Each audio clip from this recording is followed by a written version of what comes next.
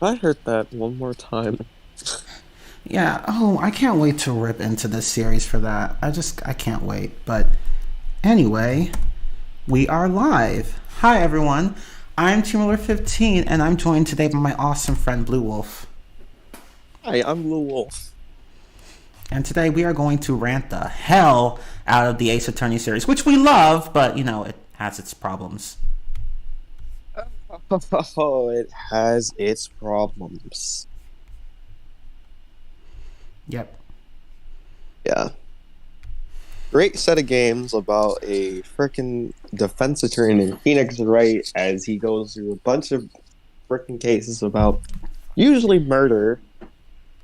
I don't know why, but this game loves murder. These games love murder a lot.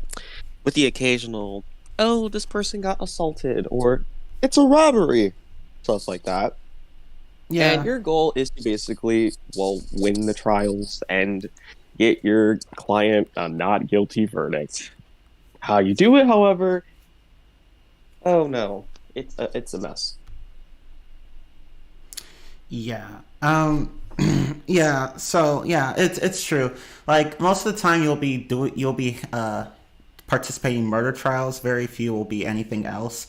And yeah, you have to basically prove your client innocent, which they are most of the time. There's one exception, but we'll get into It's, that later. yeah, there's one exception, but we'll talk about that person later on. But yeah, more likely not, it's a murder trial.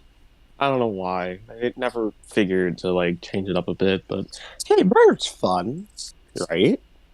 Yeah. Usually. Usually.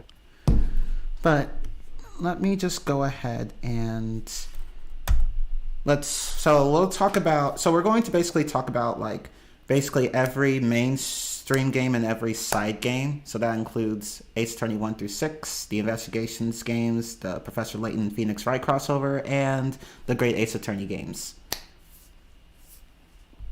Oh, so where should we start? Let's go ahead and just start with the main series. So let's just do game 1 through 6, and then we'll cover the investigation, crossover, Great Ace Attorney. Yeah, we'll go in that order. Gotcha. Sounds like a plan, my dude. Okay.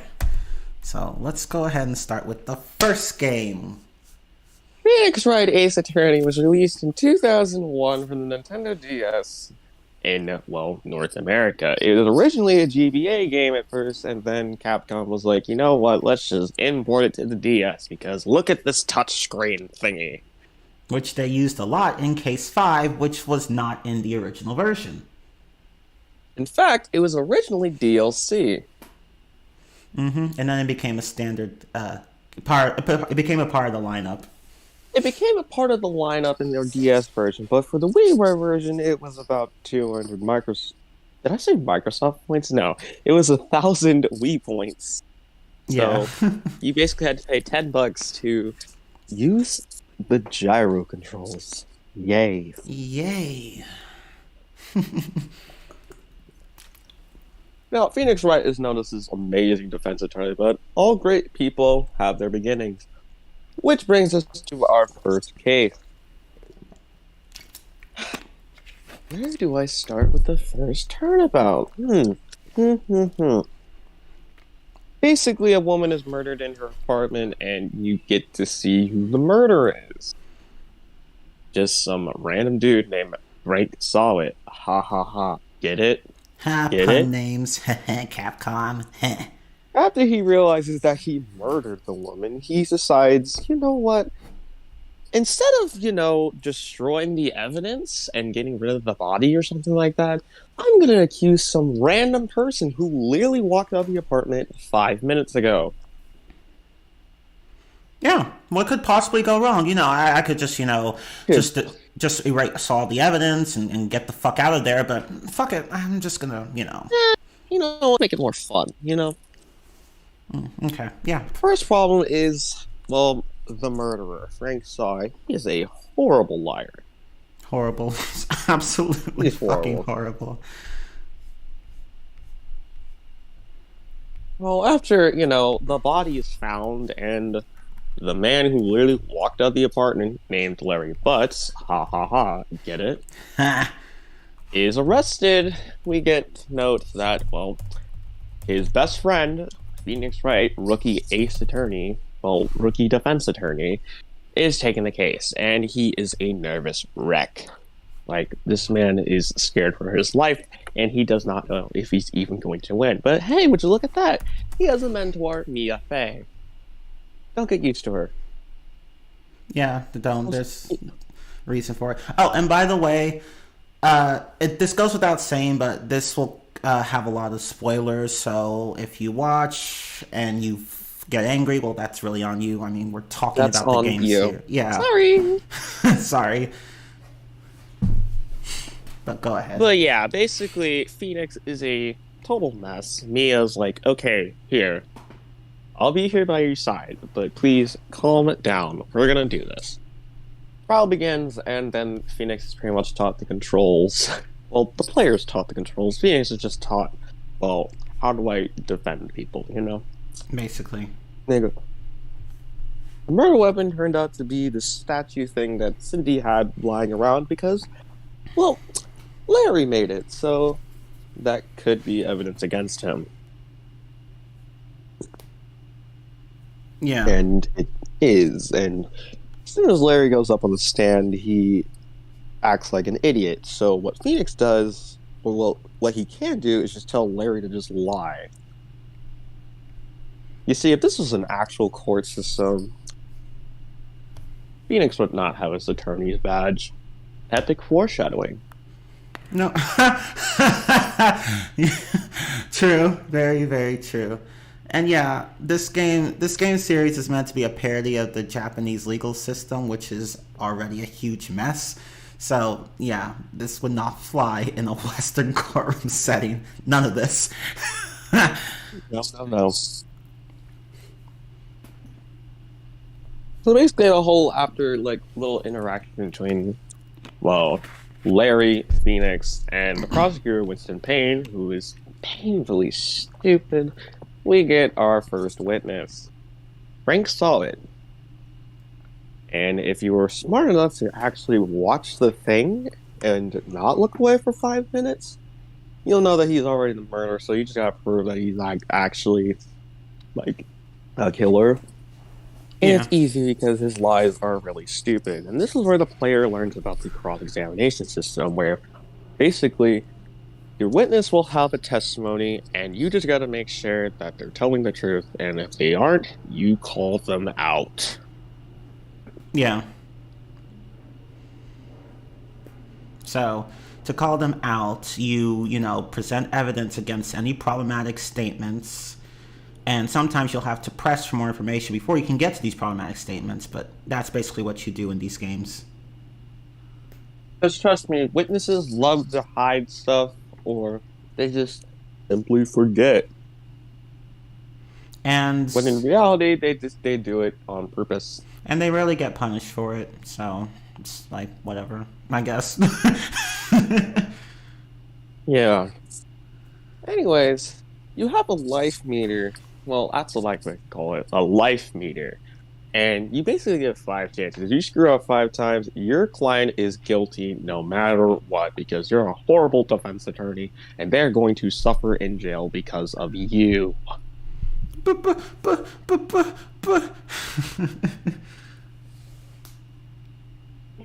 anyways, after many testimonies and cross-examinations, you find out that the clock's time was different than the time of death of the woman. And right when you try to call them out, Phoenix decides not to follow up on this, and he proceeds to have a mental breakdown. Yeah. Yeah, and until Mia decides to come and basically tell you the answer, and then Phoenix proves his point. Case solved. You saved Larry. Although Phoenix could have just done it himself, by just pointing out. That is something I would like to bring up. Yeah. Why does Phoenix never bring up the time? As a matter of fact, why does nobody bring up the time? I don't know. I really don't fucking know. Like we could have. Also, I don't know. Why does nobody consider the fact that the victim went on vacation? So why would you bring a statue as a clock? Do you not have you not heard of a watch? Yeah, it's yeah. See, the game's reasoning for this is that the that Oh, girl, Larry made it and the yeah, doctor. and she loves him so much. She's like, I'm gonna carry this big bulky thing with me, even if it's so inconvenient. But didn't she like see another person? That's, that's what it seemed like, but the game's like, no, no, no. It's Larry she really loves. It's Larry she really loves. The clock proves it. Yeah, speaking of the clock, Mia decides, no, Larry decides to give Mia the clock as a token or a memento or whatever. Just a way of thanking her for basically helping him, like, survive. And Phoenix just pretty much gets told, hey, good job. Let's meet up later. You didn't do much, but it's okay. It's your first trial. And then Mia decides to invite him back to, well, her office. Which brings us to our next case. Because I feel like the more I rant about the first turnabout, the angrier I'll get. So, just move on. Because I think we pretty much explained the problems. Yeah, basically the burglar could have just literally run away from the scene of the crime, and Phoenix could have Didn't. just Phoenix could have just pointed out how the discrepancy of the clock actually matches the time of death, but Ace Attorney logic. So anyway, This brings us to our next case, which is literally taking place like the same day or something like that. I can't remember. Either a day or like a day after the trial, but I think so yeah, too. Remember Mia, the person who basically solved the first case for you? Well, just guess what? She dies. She Oops. dead. Yeah, she gets murdered by some dude in a pink suit that thinks he's hot crap because, oh no, Mia has evidence against him and he somehow breaks into the office. And then First off, why does nobody see that? Why does nobody notice that this man is literally breaking into his office? I good question. I don't fucking know. Anyways, a few hours pass. Phoenix comes by and realizes that he's late. He sees Mia dead and another girl, Maya Fey, who will be highly important in the series and will also be known by the trope of, oh no, she got accused of murder, we have to save her.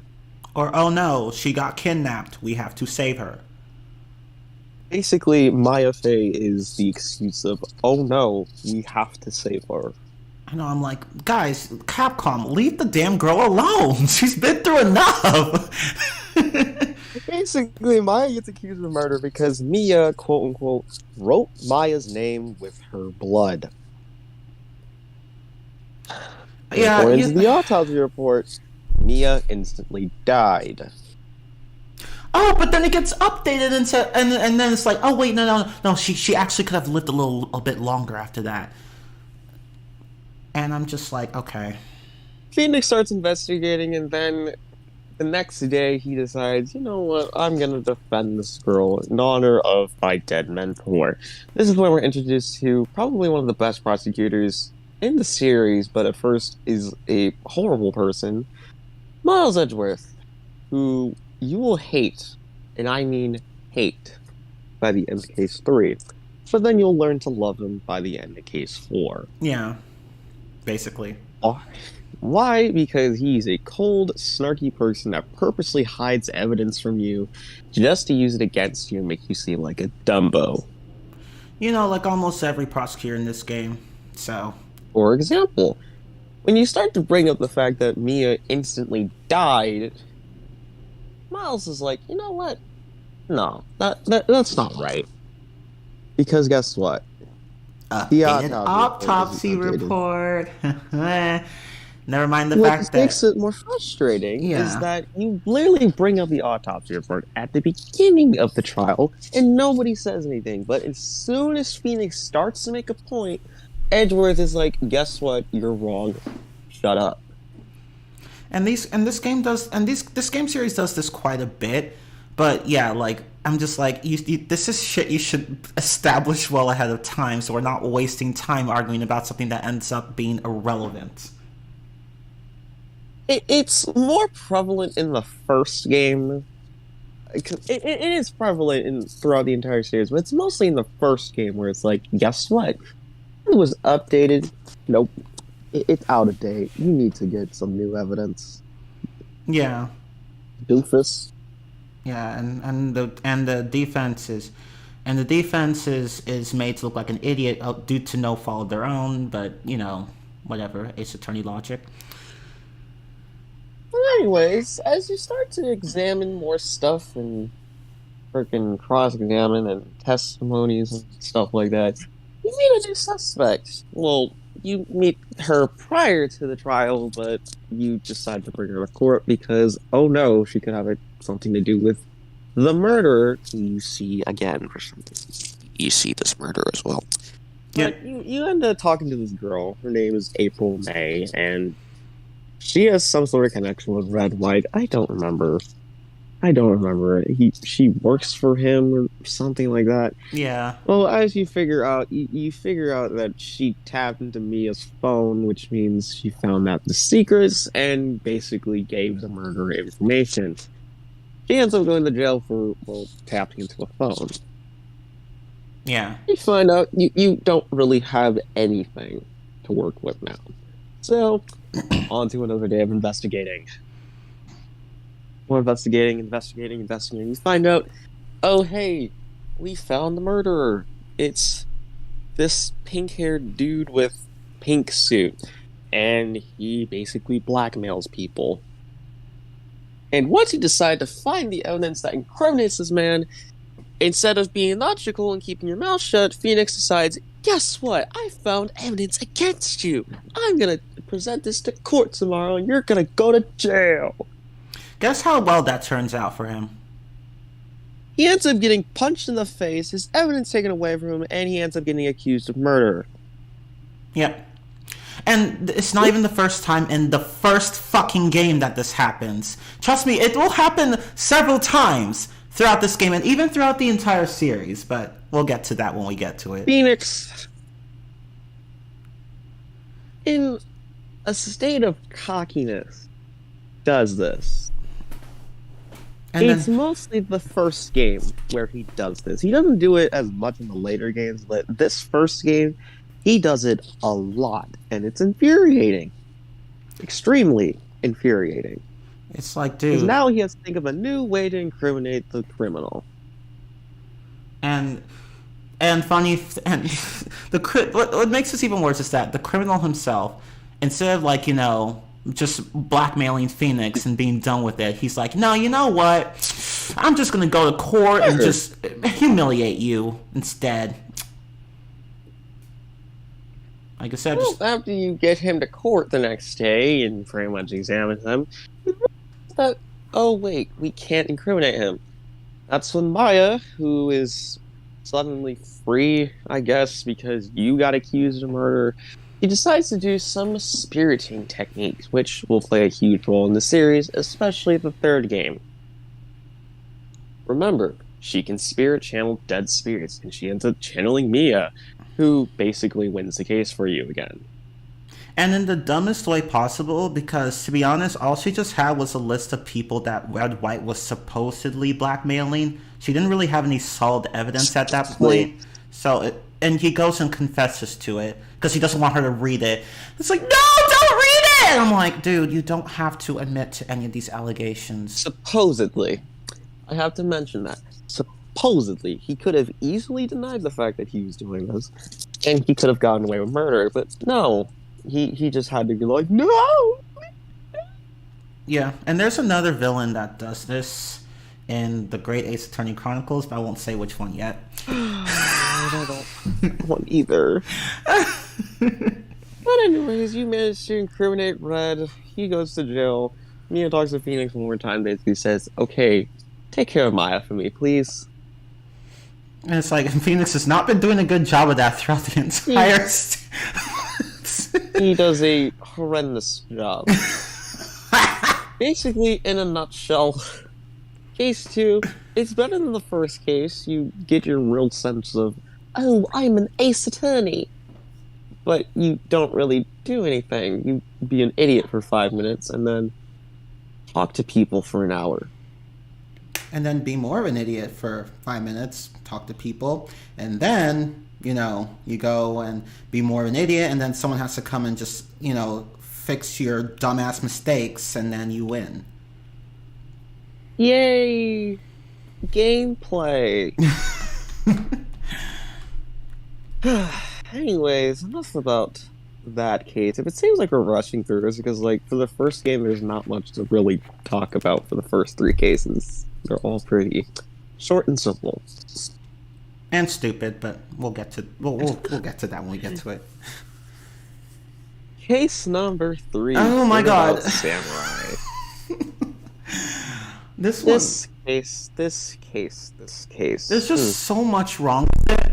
Honestly, I just have to wonder how the hell the staff at the place in question where the murder took place, I wonder how they're able to function on a daily basis, because they make several stupid mistakes. Before I mention anything about this case, I'd like to bring up something that is very common in these games. First two cases, they're usually not that bad.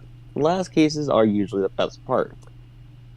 These games suffer from what I like to call third case syndrome, where usually the third case is the worst case. For this game, it is a prime example of third case syndrome, where this is honestly the worst case. It's not good. Yeah, it's not. I'd argue that it's even worse than the second. And that's saying something. The second has a problem. Yeah, like... Anyways, this case is about basically some children's TV show between the Steel Samurai and some other villain dude. I think it was called the Plumed Punisher. I don't fucking remember. I don't remember. Whatever his name is. Well, turns out the main character, the lead actor of the show, Will Powers, is accused of murder because he killed his co-star, the villain Jack Hammer. And then there's this whole discussion that is like, oh no, did he actually kill this person? Or did he not actually kill this person? Or, like, did he actually get injured, or was it the other guy that got injured? Because apparently they had a fight or something like that, or rehearsal, and someone got injured, but no one knew who because they were wearing Will's costume. There's not much I can say about this case other than that the murderer ends up working with the mob, and Phoenix does not learn the mistake from last case because he finds incriminating evidence about the murderer, goes up to her, and says, hey, I'm showing this to court tomorrow to incriminate you. And she and her men are just about to eliminate him and Maya, but Gumshoe comes in and saves the day. And oh yeah, Gumshoe! I forgot to mention, you meet him in case 2. He doesn't really do much in his first game. The first game doesn't really do much other than like occasionally save you, but over time, like throughout the series, well, the original trilogy, he plays a more important role. I just didn't feel like mentioning him because, well, again, he doesn't really do anything. Yeah. Yeah, he doesn't get... He gets more of a presence in the later games, but in the first game, he occasionally shows up and just does not want to help you in the slightest. And anyways, after many trials and examinations, stuff like that, you find out that, hey, remember this lady who works in the mob? Turns out she was a witness to, well, a murderer. She was witness to a murder which happened 5 years ago because the victim apparently killed somebody in self-defense. And the exact same thing happened now. She killed the dude out of self-defense. The same way 5 years ago. And it was all... Yeah, right, oops. And it was all because, okay, so how the victims died. So they fell onto a fence with really, really pointy, like, parts. And for whatever reason, the staff didn't remove the fence the first time. Yeah, I was about to say, like, you would think after the first death they would remove those, but nope. They just happen to keep him there long enough for another murder to occur. I know, it's just like Oop. this is not safe. The moment that first death happened, you guys should have removed that shit. That fence was deadly, and you guys kept it in there. God. Oopsies. And Anyway, she ends up confessing, and you win the case. yeah, Why do I not like this case? Everyone in here is an idiot, and I can't stand them. and it's not even just that. Well, actually, it is that, but to further prove that everyone in this case was an idiot. So at one point, the mafia, the girl whose dad is part of mafia, like she and her subordinate and a bunch of people, like they were heading to some studio, but then a giant head thing, whatever, blocks the road, Falls off and blocks the road. but doesn't Oop. block like the entire path, like just the road, not the grass around it, but the road. And then they're like, "Oh, well, I guess we can't pass through until they remove this head from the road." And I'm just like, "You guys can walk on grass. You have feet. Yeah, it's not just asphalt you can walk on." Like, I just, I don't know. I don't know. Anyway, halfway through the case, he meets one of the witnesses who's like a child or something like that. He literally breaks into the studio to get stuff, and then when you confront him about it, he's like bawling his eyes out or something like that. So if that's a criminal offense, why are you breaking into a studio? I forgot the kid even existed, by the way. He really But, has no role in it other than say, "Oh, I saw the Steel Samurai." yeah, basically. Let's see, you got him, you got the director that speaks in leak speech. You have the assistant who literally has nothing to do with the case. Basically. Although, And then the murderer, D. Vasquez, or whatever the hell her name was. yeah, D. I know it Vasquez. was D. It was D. The mobster. And then Will Powers is honestly the best part of the case because the dude is just so wholesome. I love him. I love him too. He's such a gentle He's giant. he's so pure. He does not deserve any of this treatment. He does him. I feel bad for him having to deal with a bunch of assholes on the stage. This, And then, of course, Edgeworth is here, but instead of being the typical a-hole he usually is, he actually kind of helps you in a way. He helps you accuse D of murder, pretty much. yeah. Which makes me to question, what's up with the dude? Why are you acting so different? Right? He could have just kept his mouth shut and let the trial end there, but he was like, "No, I can't let this woman get away." Yeah, Edgeworth, this brings us to the original game's original final case. Turnabout Goodbyes, which is arguably the best case in this game. Mm-hmm. It takes place on Christmas, and basically these two people are on a boat. They start talking. One of them says Merry Christmas and pulls out a gun and shoots him, and it turns out, well, quote unquote, turns out the murderer is Miles Edgeworth. As you see a picture of him literally picking up the gun with his bare hands, leaving fingerprints on a murder weapon and a body in the water. Yeah, not one of Edgeworth's brightest moments, let For alone. someone who claims to be a child prodigy and being so smart and stuff like that, you really don't do anything like that. First off, he was invited by somebody who he doesn't remember at all. And he So didn't. why would you go out there? Yeah, Second, like when he's on the boat and the murderer kills the victim, he picks up the gun.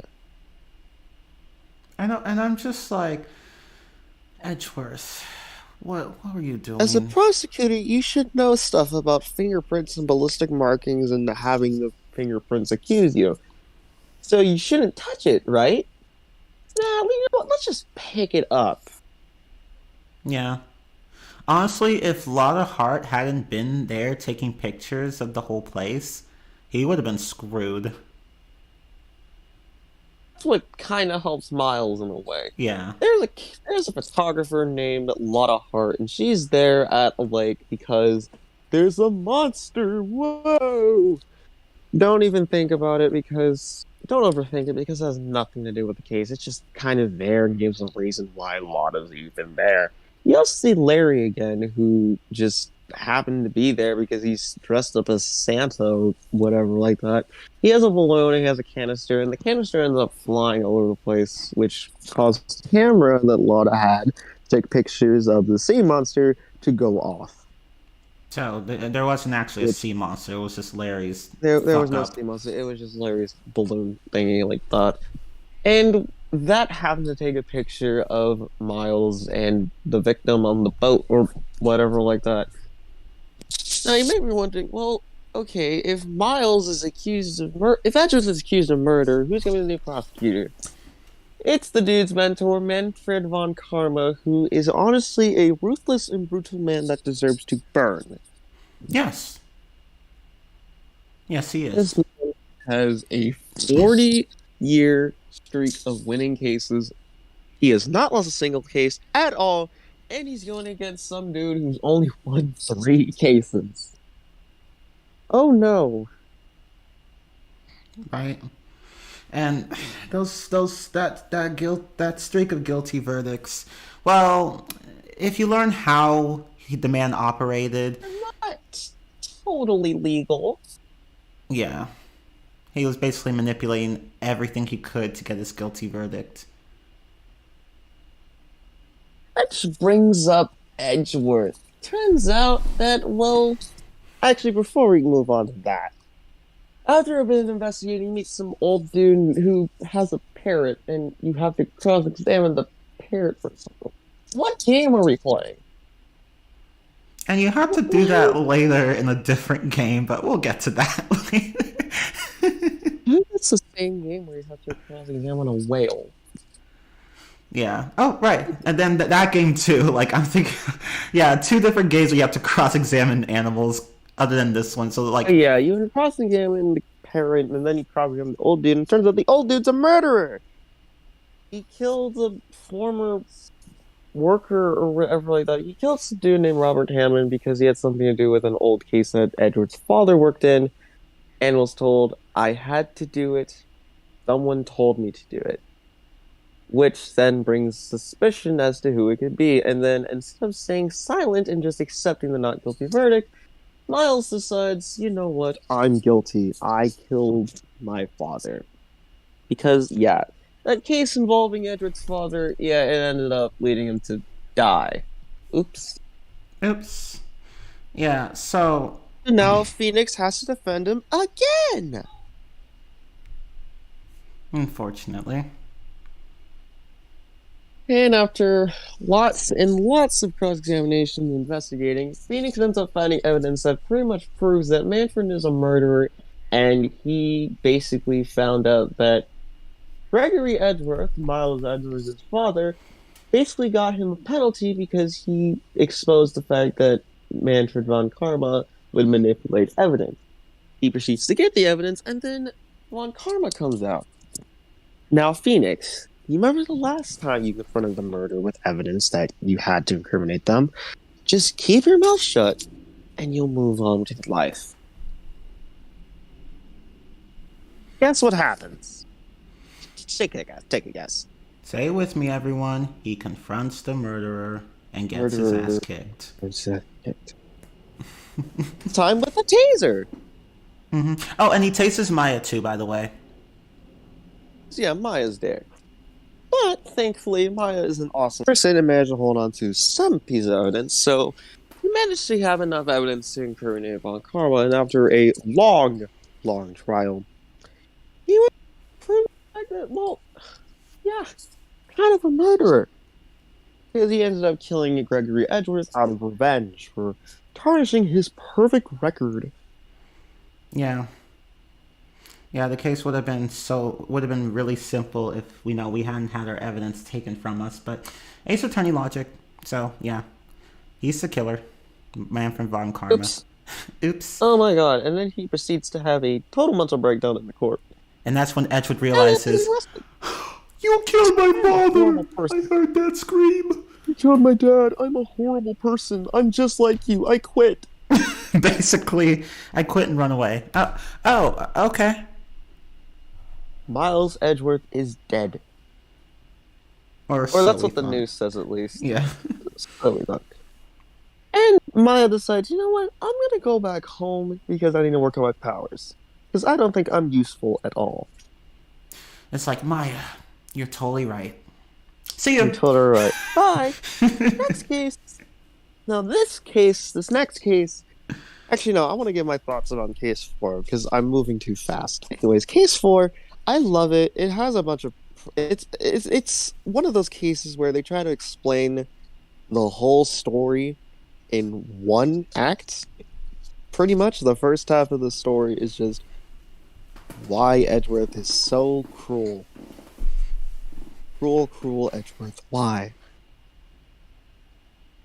Yeah, you find out that he actually wasn't always like this, but after his adoptive father killed his biological father and was adopted. Dude kind of snapped Yeah. and decided, you know what?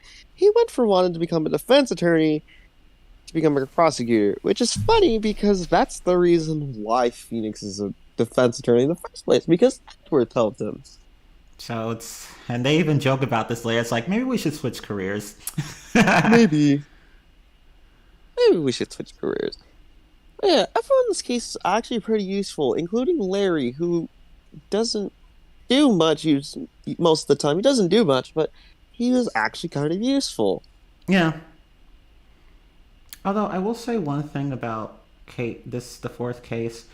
Another another moment of stupidity was, okay. So the guy who invited Edgeworth to the lake, he had a letter of instruction from Von Kammer on what to do, but he didn't burn it after he was done with all the instructions, and Phoenix found it. So, And he's so shocked when he finds out that Phoenix found it.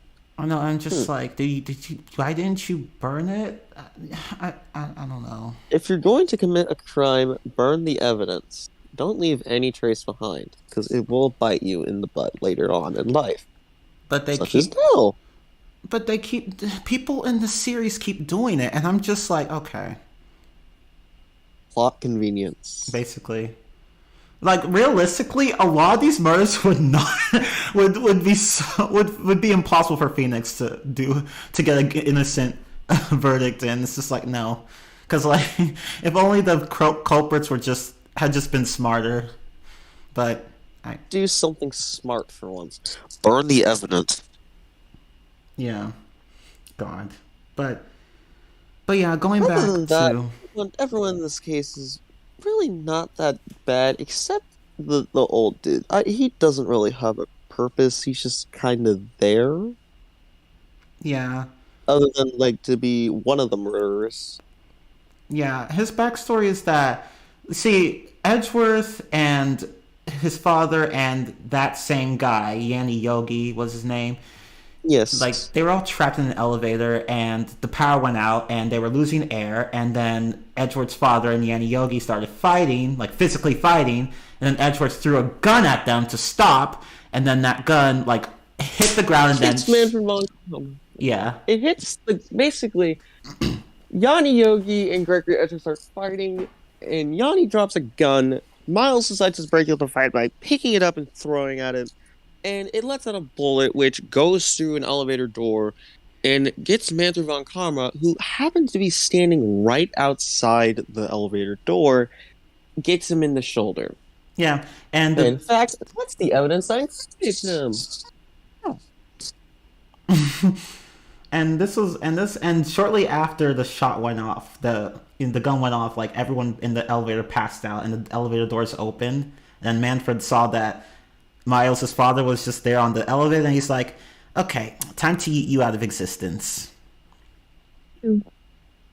Just like, okay. He ends up letting out this scream that Miles ends up freaking out over for pretty much the rest of his life, because again, this is the same dude that murdered his father, so it's understandable. Jesus Christ. Yeah. Oh, and I forgot to point out that yeah, Yanni Yogi, like he originally, like, so okay, so he so this case is a mess because So like the You police basically have asked two for two stories going on at once. yeah. Yeah, it's going to be kind of hard to explain all at once, but basically, the police asked for the help of a spirit medium who happens to be Maya's mother. You'll see her in the third game. And, like, they asked Ed, Miles' father's, spirit who killed him, and he answered, oh, I think it was Yenny Yogi, but he wasn't sure. And so Yenny Yogi ended up being charged for the crime, but he didn't actually do it. And then that ended up but the lawyer said, just admit to it. Just admit to it that like you were, not in the right state of mind or whatever. Even though Yanni Yogi really did not do it. And that caused him to hate the lawyer, and he ends up killing the lawyer, and then tries to blame it on Miles. It's really out of revenge because after he's like pretty much like he's like sentenced. Well, not sentenced. Like he gets a not guilty verdict. He ends up losing his fiance or something like that, and his job, and his life is ruined. So yeah, he decided to kill the lawyer who told him to plead insanity. Yeah. Oh, and he burned his. Which is understandable. Yeah. I understand how he felt, and But I don't get how Manfred von Karma was brought up into this. I don't know why. I guess because Manfred found out that like, oh, he's responsible for ruining his life, so he wanted to take advantage of that. Yeah. But then that ended up bringing him related to the case, and oops. A lot of these cases can be summed up as oops. Basically. Although one interesting detail about this case is that Yanni Yogi accidentally burned his fingerprints, like his fingers, like so now he can just pick things up without leaving fingerprints. So yeah. How convenient. How convenient. How convenient that he picks up the gun, leaves no fingerprints, shoots it on money, puts it down, and then Miles picks it up, and now everyone thinks that he's a murderer. Except that, oh wait, he used his non-dominant hand to pick up the gun. Oops. Huh. Who would have thought? Yeah, but yeah, that last case was just like three stories even running side by side, and it's just like, yeah. So you have the current story, the DL6 incident, as it's called, involving Miles Edgeworth, Gregory Edgeworth, Yanni Yogi, and Vander von Karma, and you have the Maya's mother storyline, which is it's not brought up until the third game again. Yeah. Well, we'll get to Misty Faye when we get to her. Oh, Misty. But anyways, enough about that. That's the original game, but here is the DLC / DS exclusive / extra case that came out after the GBA release. Yep. Rise from the Ashes. Oh no. Where do I start with this mess of a case? Okay, so basically it takes place in this building where someone got murdered. That really helps. It turns out it's this detective dude named Bruce Good something. I forgot. Let's just call him Good Man. Yeah, let's just call him Good Man, because he was a good man. Ha ha ha. Well, as you investigate, it turns out, the defendant is already pleading guilty, so Phoenix starts to question, why should I even help this person? Well, her sister, Emma Skye, comes by the office and pretty much asks, where's Mia Fey? Phoenix responds with, she's taking a permanent leave. Oops. Anyways, after a bit of talking, Emma's just like, oh no, I need to help my sister. And Phoenix is reminded of Maya, who at this point has left. And he decides, you know what, I'll actually help. What a nice guy.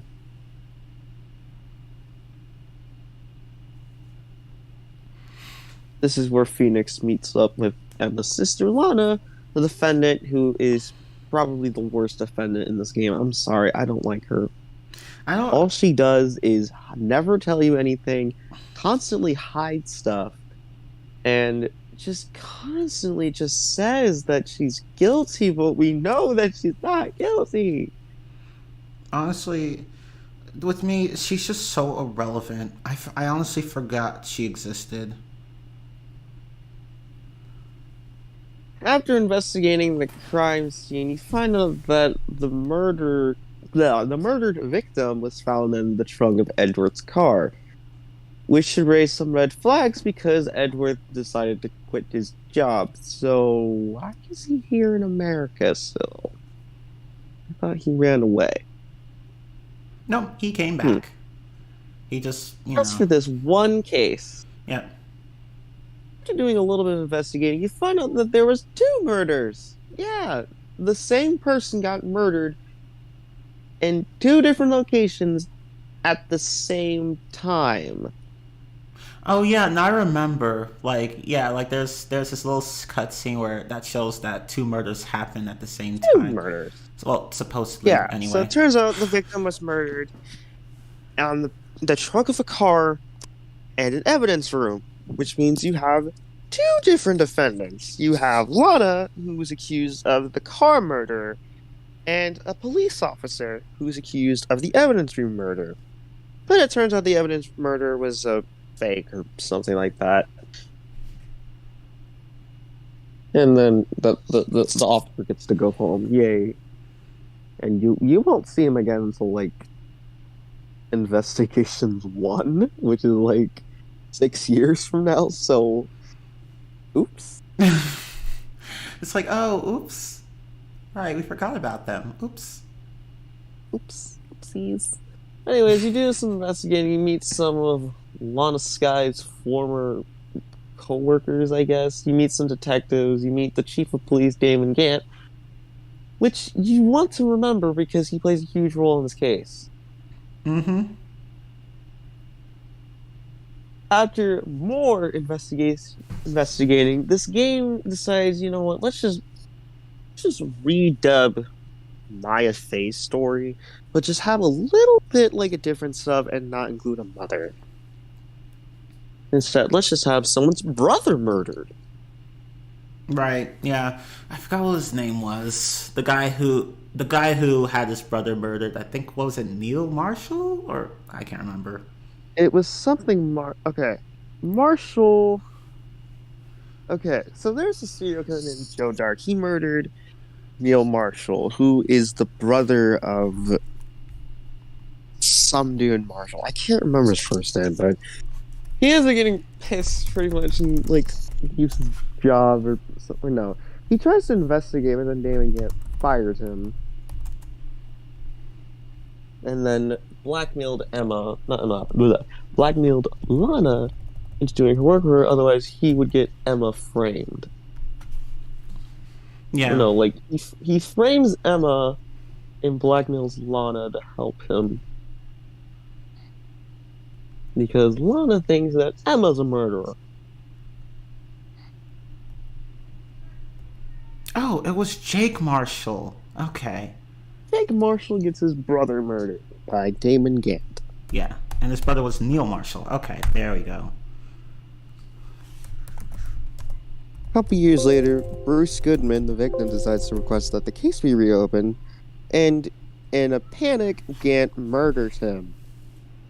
He blackmails Lana into helping him again, and that's when she's accused of murder. But after some cool investigating and cool cross-examination and proving that Damon Gant is a liar, you end up, well, quote-unquote, helping Lana get free. Not really, because she will still go to jail because she's been helping Damon Gant. So, she sends off Emma to Europe, and they're on their way. Where do I start with this case? This case is too long. Basically, I think that's like the most common complaint. That's the problem. It's too fucking long. Like, there are actually 4 trial segments 4. Not 3, not 2, not 1, 4.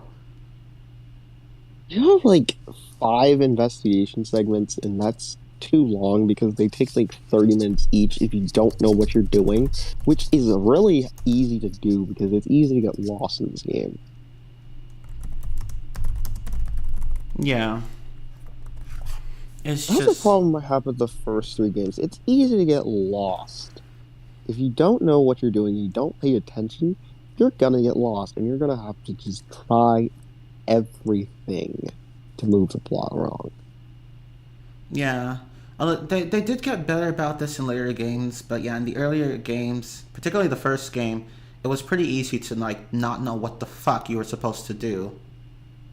You get told this piece of information, but you don't know what to do next. But apparently, you had to present something and then talk to somebody about a topic. Yeah. And and there's also this one. I personally didn't have problems with this, but I guess I was just lucky.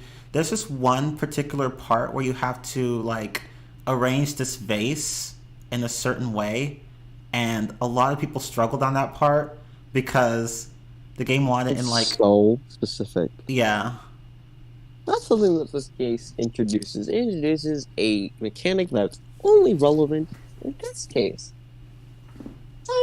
Forensic scientific investigating. Or whatever it's called. Forensics. yeah. So like you get to use what fingerprint powder and shit like that. That's cool. Yeah, because touchscreen controls. So Yay! Other than that, that's a really cool assistant. I really liked her as like a mini replacement for Maya. She had more use than Maya, and this was just one case, but you never see her again until, again, Investigation 1. yeah, Because her model is just a rip-off of Maya. She still has that same bun that Maya has for some reason. yeah. They should I have don't made know her. why. Yeah, they should have made her design more distinct. Uh, it's funny in a way, but yeah. Yeah, Other than that, the rest of the characters, they're just kind of there. Jake Marshall's that typical cowboy dude that like loves the West, blah blah blah, America. and then You have there's this that. lunch lady Yeah, who doesn't really have relevance other than like she also got fired. yeah. I think it's And Angel Star. yeah. Yeah. I think I think she tampered with the crime scene. I can't She remember. tampered with something and like was a witness or whatever. I don't know. Yeah, And then you have the second defendant, the officer who gets accused of the um evidence room murder. He's loud and nervous, and I'm concerned. yeah, and you'll be seeing him quite a bit in the first investigations game. Now, I don't remember if he was in the second, but he is in the first. Yeah. And he is definitely obnoxious. And then there's Damon Gant. Oh, the guy who's Damon. who's Damon. passive aggressive as hell. Is, like whenever you say something that annoys him, he'll stare at you for like a few seconds, and then he'll say something that He's just like this smile on his face. It's just like, yeah. Oh, I hate you. right. It's like he just hides his he hides his anger on the stand. This is really I funny. will say his breakdown is the funniest because he claps so hard to the point where he's shaking the screen. Right. He's And going to break at the text box. and apparently a certain villain from a certain series later down the line also takes inspiration from him. But we'll get to that later. But yeah, he just claps. Like his clap game was on point. Let me just make a small correction that I stated earlier. I said that 2001 was rated for DS. No, that was 2005. 2005 was DS. 2001 was Game Boy Advance. Oh yeah, Sorry. that's correct. Yeah, It's okay. There we go. Well, unless you have anything else to say about the first game, we can move on to the second game. Um, Rise from the Ashes. Yeah, as we said earlier, it's just too long, and I was trying to do the case by myself, but at one point I was just like, okay, I'm tired of this. I'm just gonna use a walkthrough and get through the rest of this. Like, it just took too long. So, but other than that, it's not a bad case. Certainly not as bad as the first three, but yeah, it's not a bad case. It just It's needed not to, terrible. yeah, they just needed to Break it down. yeah, like slice it, like it could have been sliced in half. Like, it did not need to be that long. Because most of the information that's like shown through the case, it's just repeat knowledge. Yeah, It's padding. That is something I have to mention before we move on. This game suffers from so much padding. it Like, you get does. told one thing, and then you have to talk to somebody else about something completely different. And then you go back to the main plot, and then you have to talk to somebody about some other thing, and then do this task. Yeah, it's just, yeah, it's just annoying, and it's It's really, not fun.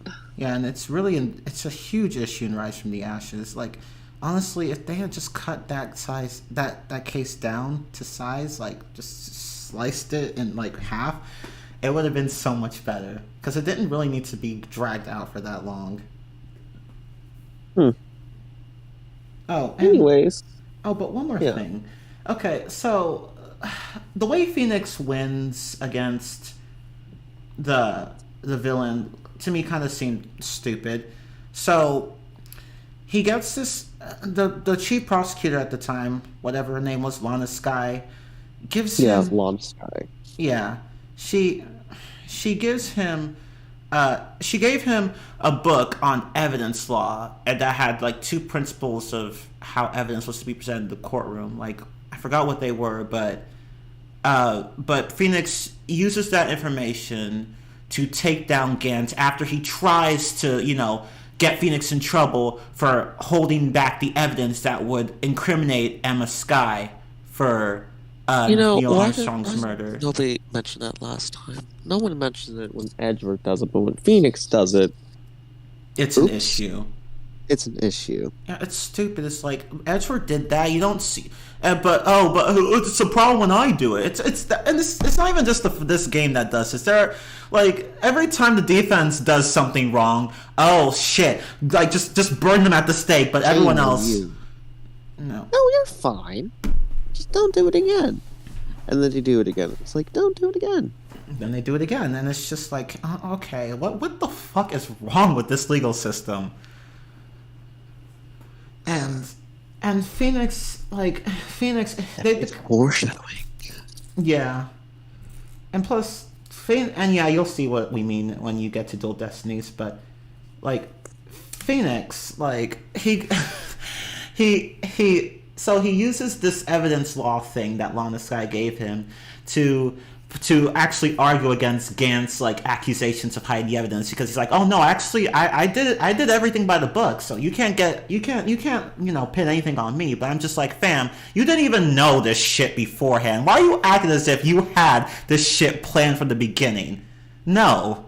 Like, it just comes off as like, it's like, oh no, what do I do? Oh wait, I have this. I win. I'm like, no. I'm sorry. No, you're not that clever, Phoenix. Sorry. You do it. It's kind of cruel because you have to basically accuse Emma the crap out of her and piss Lana off.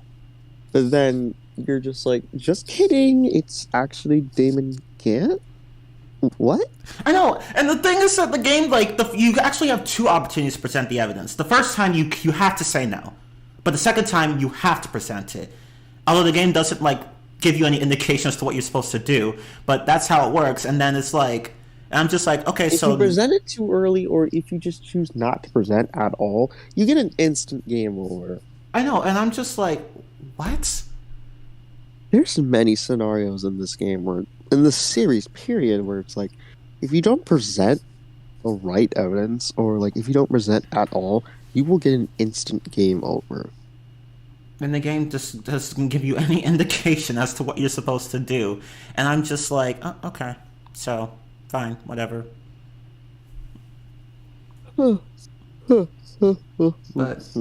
yeah, that's all I wanted to say about Rise from the Ashes. It just needed better presentation because it was kind of a mess. But it wasn't the worst case in the game. That's still case three. Anyway, Now let's go on to Justice for All. After All was released for the Game Boy Advance in 2002 in Japan. It was released for the Nintendo DS 2006 in Japan, and then English in the West in 2007. It's the second game in the series, and basically takes place a year after the first game. And it's the shortest in the game. It's 4 cases. Originally it was 5, but one case got pushed back. Oh, I didn't know that. Yes. But Yes. Wrestling for Turnabout, which is in the next game, Game 3. It was originally supposed to be in the original Justice for All, but due to time constraints, they had to push it back. Oops. oops. Not the first time they've done this. They also did this in the Great Ace Attorney Chronicles, where Case 2 of the second game was supposed to be in the first game, but oops. The first game was already too long, so yep. Let's just move that back. That game is a mess, but we'll talk about that Yeah. probably very later. But yeah, like Justice for All is one of the only games with 4 cases. The other one being Apollo Justice. But we don't talk about that game. It was just it was. I feel bad for Apollo for having such a weak start to his character arc. Oh, we'll talk about him when we get there. Yeah. In the first case, I literally forgot what it was called. The Lost Turnabout. Yes, the Lost Turnabout. We get a dream sequence where Phoenix is pretty much told, "You're a horrible lawyer." Which isn't wrong, but keep going. Phoenix starts to panic, and then, guess what? It's all a dream. His phone starts to ring. He looks at the phone and is like, "That's not my ringtone. Huh, I guess I'll have to return it." Some dude's around the corner with a fire extinguisher, goes to the Phoenix, and knocks him out and gives him amnesia. First off, you mean to tell me that someone can survive getting hit in the head with a fire extinguisher, but not a statue? Good point, actually. Yeah, he's not even bleeding after that or anything. Like if he just gets amnesia, I'm like, oh, okay. But Mia can't survive getting hit by a fucking statue. Okay. Like it's Second, why does no one see this? No. you know He is sleeping in the courthouse, where there's literal guards, and no one sees him gets attacked? right. Kind of reminds you of how Manfred von Karma managed to tase Phoenix and Maya in the police department and get away with it. Though he probably bribed some of the officers. It's like, you saw nothing. So I don't know. But yeah, it reminds me of that. Phoenix is knocked out. He wakes up with a horrible case of amnesia, and he can't remember absolutely anything, which is bad because he's supposed to be representing this woman named Maggie Bird. You'll see later on in Game 3 of Game 3. She'll come back. I have to wait on it. But anyways, you're defending her because she's accused of murder. She's accused of murdering her boyfriend, a fellow officer named Dustin Prince, who died on his birthday. How ironic. And he got pushed off the side and broke his neck. Yeah. Oops. Right? It's like, oops. Ouch. Phoenix gets taken into the courtroom. He sees Winston Payne again and doesn't remember his name. And the trial begins. Basically, we're talking about the victim and who was the witness. And we see a picture where the victim wrote Maggie's name. But here's the thing. They didn't spell it right. Yeah. Maggie's name is spelled Maggey, but the name was... Dustin Yeah. spelled it as Maggie. So, oops. Not only that, but the autopsy report also states that he died instantly. Yeah. So, like, even... So, like, he wouldn't have been able to write anything down. And plus, he hit his neck on the ground, so he was pretty much unable to write anything after falling. He would have been Just able. an I insult to injury. I don't know. Just an insult to injury. Turns out that he wrote with his non-dominant hand. Yeah, so he wrote with his, And he wrote with his right hand. but he was left-handed. No one calls this out. Yeah, it's like, I'm like, is this prosecutor just fucking stupid? At least Gumshoe. Gumshoe, I'm not too surprised with, but holy shit. I'm like, how did the prosecutor not notice that the victim supposedly wrote the killer's name with his non-dominant hand? And after hitting his neck, too. I just don't know. After a bit of investigating, you find out that the main dude who ended up attacking was basically the witness to the murder. He also happens to be blind because he says that a pair of bananas fell, but it turns out it was a special glove because Dustin loved baseball. Yeah, and I think Maggie made that glove for him. Maggie ends up getting it for him as a birthday present, and after Dustin is pushed, he grabs the killer's glasses and they fall. Yep. Well, yeah, they fall underneath him and they get crushed, thus leading to the killer believing that he dropped the bananas. Yeah. What also didn't help is that Maggie's glasses broke as well, so people thought it was her glasses that got crushed. Nope. But yeah, the reason why the victim was killed in the first place is because they found the phone. The dude is a con artist, he has a bunch of numbers saved on the phone, and the police ended up finding it. Well, Dustin and Maggie found it, and in a panic, he killed Dustin. Instead of just asking for his phone back, he decides to murder him. You have to wonder why these culprits make things harder for themselves. It's like they just have some sort of death wish. You just gotta ask. Like, hey, that's my phone. You mind giving it back? Like, please? You didn't need to go and kill the fucking police officer. I don't know. Yeah, case 2-1. A lot of people hate it, and it's pretty easy to see why. It's just so problematic. There's just nothing good about Murder's this. an idiot, and eventually you expose him by calling his phone. As it turns out, he grabbed the wrong phone after attacking Phoenix. He grabbed Phoenix's phone. Oops! So he gets his phone. He tries to get his phone back from the officer, doesn't get it, tries to attack the lawyer who has his phone, and grabs the wrong phone. I don't know. I don't know. Anyways, you basically send him to jail, and I never got to mention this, but Maya comes back like midway through to pretty much snap you out of it. Be like, hey, stupid, you're a defense attorney. Act like one. It's like, but I don't remember much. Like, he really doesn't, because he had amnesia, but... Yeah, and he does remember everything. By the end of the trial, He's like, oh, God!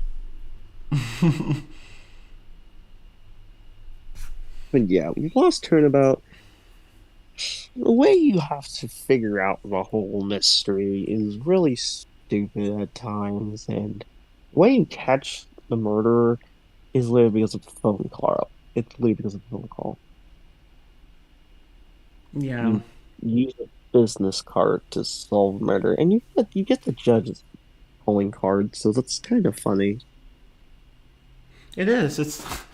It was clever and just ironic. Ha ha ha ha ha.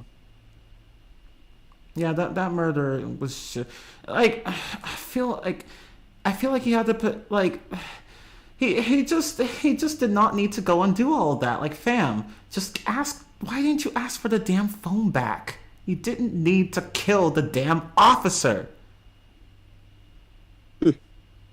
Damn.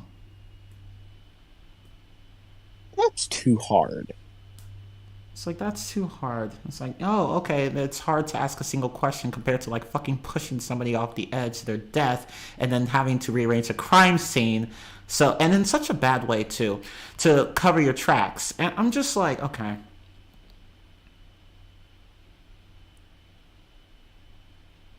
The more I question and the more frustrated I get. Right? Just, God, I don't. This is honestly one of the worst cases in the series. It's just so bad. And the only likable character is the defendant, who is just her quirk is that she's unlucky, like really unlucky. Extremely. Like it's not a, it's not an understand.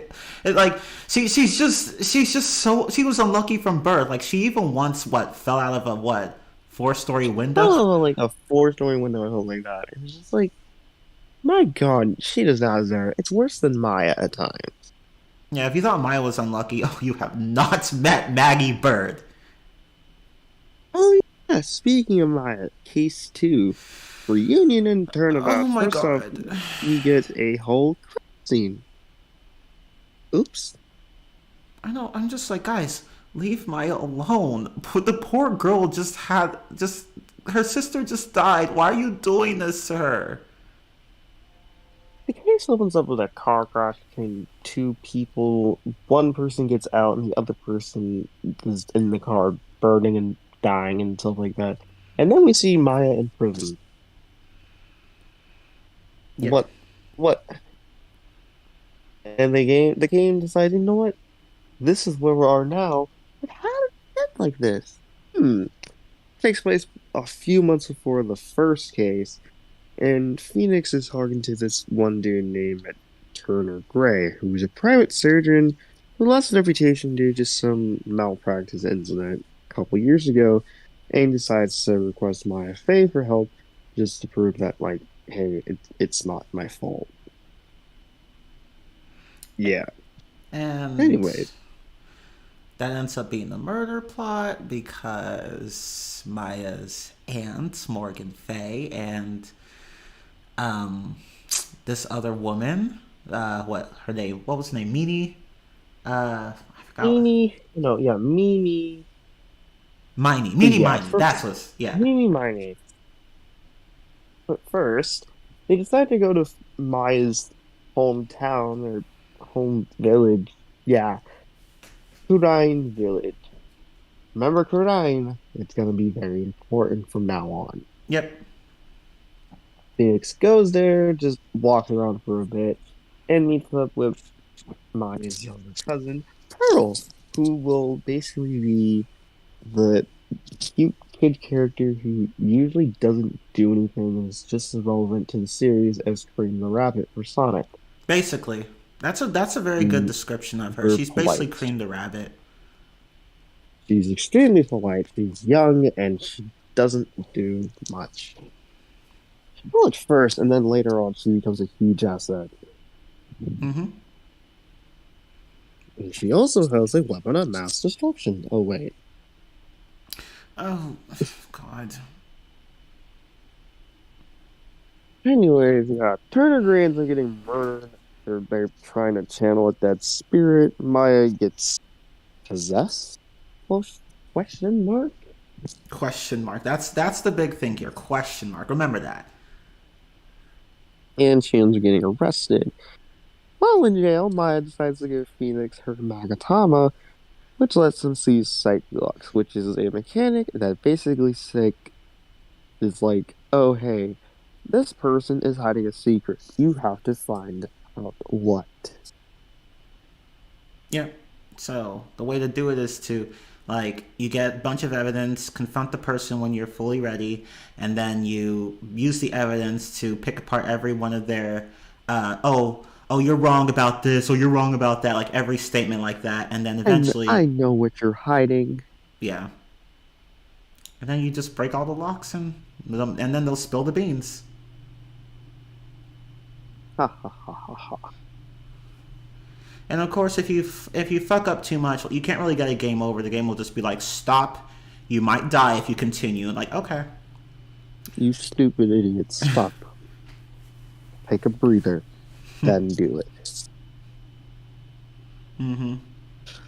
Anyways, after a bit of investigating, you find out that Mamie Miney, Eeny Meenie's, or yeah, you meet Eeny Meeny, who is just some college student staying at the village because She's studying parapsychology, so like parapsychology, ghost she's studying shit. Like, some of it. You investigate for a bit and you find out that Eenie's sister, Mimi, was basically a murderer. Well, not intentionally, but she was responsible for the malpractice incident. And basically, one night while she and her sister were driving, she fell asleep at the wheel and there was a car accident. Mimi died. Supposedly, Mimi died. supposedly, remember that. Supposedly, Meanie was the one who died, and Eenie was the one who lived, the younger sister. However, after even more investigating and basically like exposing secrets, you find out that it was the other way around. Yeah, so Eenie, the younger sister, she was the one who died, and Meanie was the one who Mimi, lived. Mimi was the one who lived. But And basically, the reason why she looks like Amy was because, due to the car accident, her facial features were destroyed, so they had to use a picture, and he happened to be the picture. So they reconstructed, and she was reborn as Amy. yeah, Flash forward to the present day. Turns out Turner Gray is here to talk to a spirit and pretty much expose the fact that he was innocent. The spirit happened to be Mimi. Here's the problem. You can't channel a spirit if they're not dead. So they found out that they couldn't get Mimi. The truth will be exposed. Therefore, Mimi had to kill Turner, but she didn't know how to. So she decided to kill Morgan Fay, who despised Maya's mother. And to work, in order to make this plan work, they had to pretty much drug Maya, hide her, and then make Mimi replace her. yep, Yay. yep, basically. So I got blamed Now, for. why did Morgan agree? It's just because she wants her daughter to rule. Yeah, so Basically, be like the highest ranked yeah, thing. I don't know. yeah. It's a typical main family branch family trope where the branch family gets like less attention and prestige than the main family. And Morgan was like, I hate being part of the branch family, but if Maya were to be locked away in prison, then she can't be the head of the village. So it would have to be Pearl, who's part of the branch family. So that's why Morgan wanted Maya out of the picture. Yeah, it's Anyways, after the crime is exposed, Morgan is sentenced to solitary confinement, and Mimi's taken to jail. And Phoenix is like, okay, Pearl, you're cool. You're my assistant. not that you'll do much, but we need an assistant. So We need more. Maya doesn't do enough. yeah, really, the only ones to ever do anything in this series are like what Athena, Trucy, and Susato. That's really it. Everyone else, no. Apollo, I'm fine. Eh, no, you're not. But let's keep going. But Case 3. Oh, wait, no, I'm talking about my problems in case 2. So, one point you talk to Mia, who Maya is channeling, and she pretty much tells you, hey, I know the murderer, but I'm not going to tell you because you had to figure out on your own. Mia, yeah, I get it. You're trying to make Phoenix like actually understand the case instead of just telling him an easy answer. But why mention you know and then just refuse to give out the information? Yeah, you could have just not said anything and then helped Phoenix go through it. This is your sister. You don't have time for this. Yeah, I mean, yeah. Did you forget your sister's the one who's who's the defendant? It's not the other way around like last time. Yeah. But oh, and of course, in case two, guess who you get to fight against in court? Meet basically a new prosecutor because apparently Miles Edward is dead and Mitch Collins in jail. Guess who you go against? His daughter. Yep, his biological daughter, Franziska von Karma, who likes to Who whip is people. known for just whipping people. Yep. First off, during Black History Month, what in the world? Imagine her. Oh shit! Imagine her doing that to a black person in public. Oh no! Oh no. Oh no! Oh no, cancel culture. Cancel culture. It's like, but wait, isn't Lana Hart? Is she black? I don't know. Like, or is she mixed? I can't tell. But I think she's mixed because what white person has the kind of hair like that? yeah. So it's like, I'm surprised no one's like racist, but whatever. Anyways, yeah, you meet Franziska von Karma, and she hates Phoenix because Phoenix proved that her father is a liar and a murderer. Supposedly that's why she hates Phoenix. Supposedly. Yeah, but we'll find the real reason out like later. But yeah, she's fighting against Phoenix, and throughout the trial, Phoenix just picks apart arguments one by one by one by one, and eventually you prove that Morgan Fay is a lying bitch, and that Maya didn't do anything wrong, and that Miney actually killed Dr. Gray, or whatever the fuck his name was. Turner Gray. What kind of name is that? Names their child Turner. Sounds like something from Grey's Anatomy. I'm kidding. But I don't know. That's funny because Dr. Gray, the main character of Grey's Anatomy, is Dr. Gray. Meredith Grey. Actually, let me do a little research. When was Grey's Anatomy starting? 2005. Yeah, mid 2000s. That sounds about right. The translation came out in 2007. So Grey's Anatomy is related to Phoenix Wright Justice for All. Ooh. Interesting. Ooh. Important. Grey's connection. Anatomy, except Grey is dead. Did we kill Grey's cousin? Oh no. No, I'm kidding. But yeah, Franziska is basically a whiny, spoiled brat who likes to call you a foolish fool. A foolishly foolish 9 fool. times out of 10. It gets annoying. Yeah. Yeah, see, she is just really, really obnoxious. Like, especially at the beginning of this game. Over time, she does get less obnoxious, but throughout the entire time she's in these games, she's just flat out obnoxious. And here's the funny part. She's not the worst prosecutor. No, she's not. Surprisingly, she's not. She's one of the better ones, honestly. Yeah. Oh, once we get to the later games, trust me, Oh my god. I have a lot to say about the prosecutors. Especially Spirit of Justice. Game number 6. And that child in investigations. Oh shit. Oh, you're gonna go off on them. Let's just hurry up and get through these games so I can rip Okay. apart the best.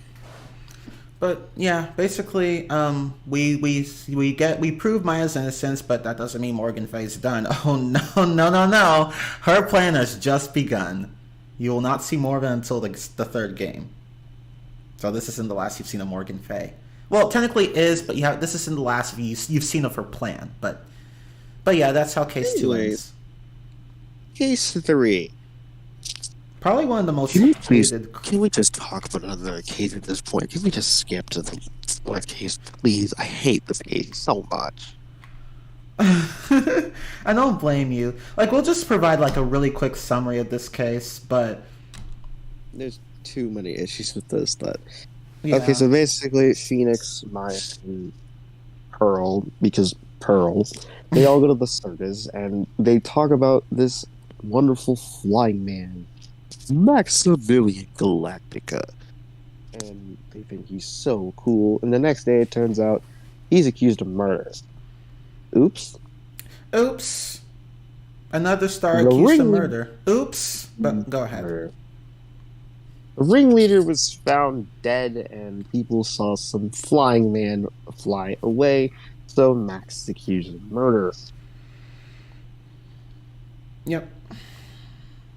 So yeah, and you have to investigate.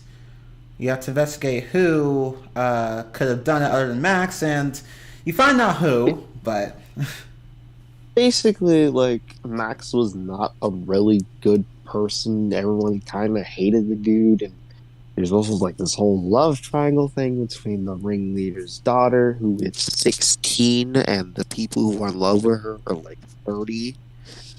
yeah, that age gap. No. but as you do investigating, you find out that the murder was an accident. Yeah. So the guy who killed the ringleader was actually someone who was He was- kind of like a son to him. Like He was an acrobat. Yeah. And the reason why he was trying to kill somebody in the first place was because the ringleader's daughter was basically responsible for his brother's coma. And when he tried to talk about it with her, she didn't take it seriously. yeah, she kept saying, "Oh, it's okay. My daddy's Bat's a star up there. Yeah, like he's not really dead. He's just looking down at us from above." And that naive Ted Akko just got pissed. And it pisses the dude so much that he tries to murder her.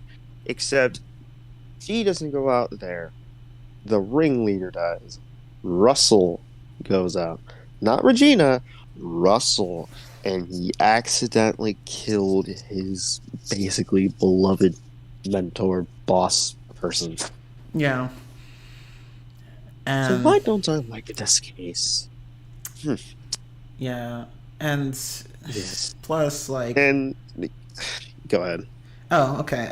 So as to how Acro, the guy who killed the ringleader, how his brother ended up in a coma. So he pulled a prank on Regina with Pepper, and she wanted to do that. She wanted to like get revenge on him. So she poured some on his scarf, and he was doing this stunt with the lion in the ring in the circus, and the pepper accidentally made the lion bite down on Bat's head, which put him in a coma.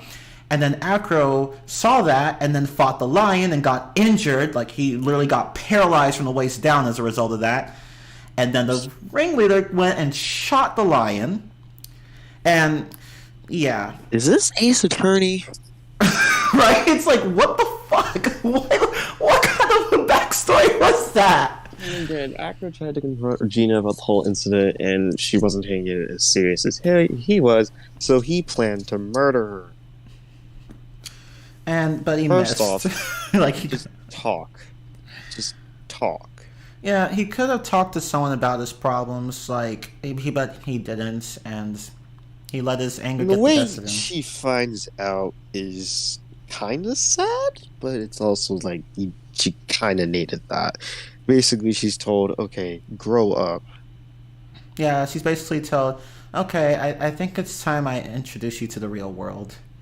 And yeah, she got a much needed wake up call. Poor thing. I'll be right back because I need to use the bathroom. Oh, You okay. can carry on with the rant. Oh, okay. But yeah, so but yeah, she I think this was partially her father's fault. I can't remember who put those ideas in her head, but she had Regina, the ringleader's daughter, she just didn't really understand the concept of death all that well. So the clown of the circus, who was basically like a second father to her, his name was Mo. He had Regina sit through that trial, the final trial, just to show her exactly what really happened. Because again, she needed a wake up call. She was living in blissful ignorance for too long, and Mo needed to snap her out of it. Um. So. So yeah, like we proved that Acro killed the ringleader, and yeah, at the end Regina's just crying her poor eyes out, but everyone manages to cheer her up, and she's able to move on. And Max, he gets his not guilty verdict, of course, and he eventually thinks about leaving the circus, but then it's like, no, you know what? I think I'll stay with you guys, because he does care about them deep down, but it just wasn't shown very well in the game, but in the anime it was made a lot clearer, and I'll get to how this case was shown in the anime later. I'll wait until Blue Wolf comes back for that. But yeah, that's basically how the case ends, and then the circus continues and all that stuff. But yeah, see, so a lot of people hate this case because a lot of the clown, he makes a lot of bad jokes, kind of like Sans from Undertale, but his jokes are even worse and not nearly as funny. But yeah, people don't like this case because all the characters suck. Yeah, basically, like, all the characters are just annoying. The clown's annoying. He just makes too many jokes and memes, and the puppet and the puppeteer were annoying. They're disturbing because they want to marry a 16-year-old. More so, like the ventriloquist wants to marry the 16-year-old. I'm just like, no, but no, just no, stop, no. Max is egotistical. Regina is so naive, it's not even funny. And they also have this stupid rule that during one of the Mo, the clown, and you're basically told, okay, don't press him on the wrong statement, otherwise we'll penalize you, because then he'll say a stupid joke. And Phoenix ends up saying stuff about this because he's like, it's not my fault. Why am I being penalized for something that's out of my control? Yeah, that's one thing here. Like, yeah, like the judge and Francisca both blame Phoenix for Mo's crappy jokes, and he's like, why am I being penalized? I'm not the one making the jokes. You should be angry at him, not me. It's frustrating because you have to press certain statements in order to discover more information about the case. But you don't know which one to press because if you press the wrong statement, you get penalized. And if you press the wrong statement too many times, it's a game over.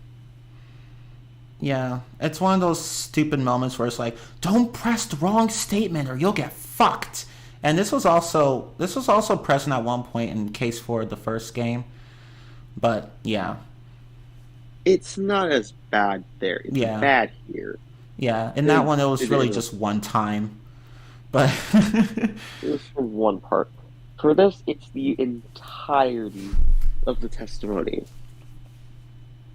Yeah, a lot of people just the characters are generally just flat out unlikable. Which is why I recommend that everyone just watch the anime version, because the anime handles this case just so much better overall. It's not even funny. Yes, in the anime version, they had some exclusive cases, but I don't think we'll talk about those. Yeah. But yeah, like Talk even about it in a separate stream, probably in a separate video or something like that, where I talk about the complaints I have for the anime. But it's actually good anime. I recommend it. Two same. seasons. I haven't watched So, season 3, but the first 2 seasons I have watched, and I like them. They were good. they're pretty good. I recommend. It's Blue Wolf approved. It's approved by the Wolf. Yeah. But yeah, like even Max himself in the anime is not as obnoxious as he was in the game, and they made it more obvious that he actually does care about everyone at the circus, and even apologizes So at the end. So, he is but in the so game, it's just like obnoxious. it's barely there.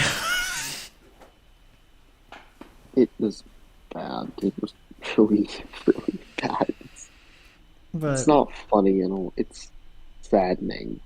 yeah, that's yeah. This case just watch the anime. Don't even play this game's case. It sucks. It sucks. Everyone hates it. Yeah, it sucks. But It's so bad. but But now let's move this on to brings us some. to our final case for this game, at least. The best case, arguably.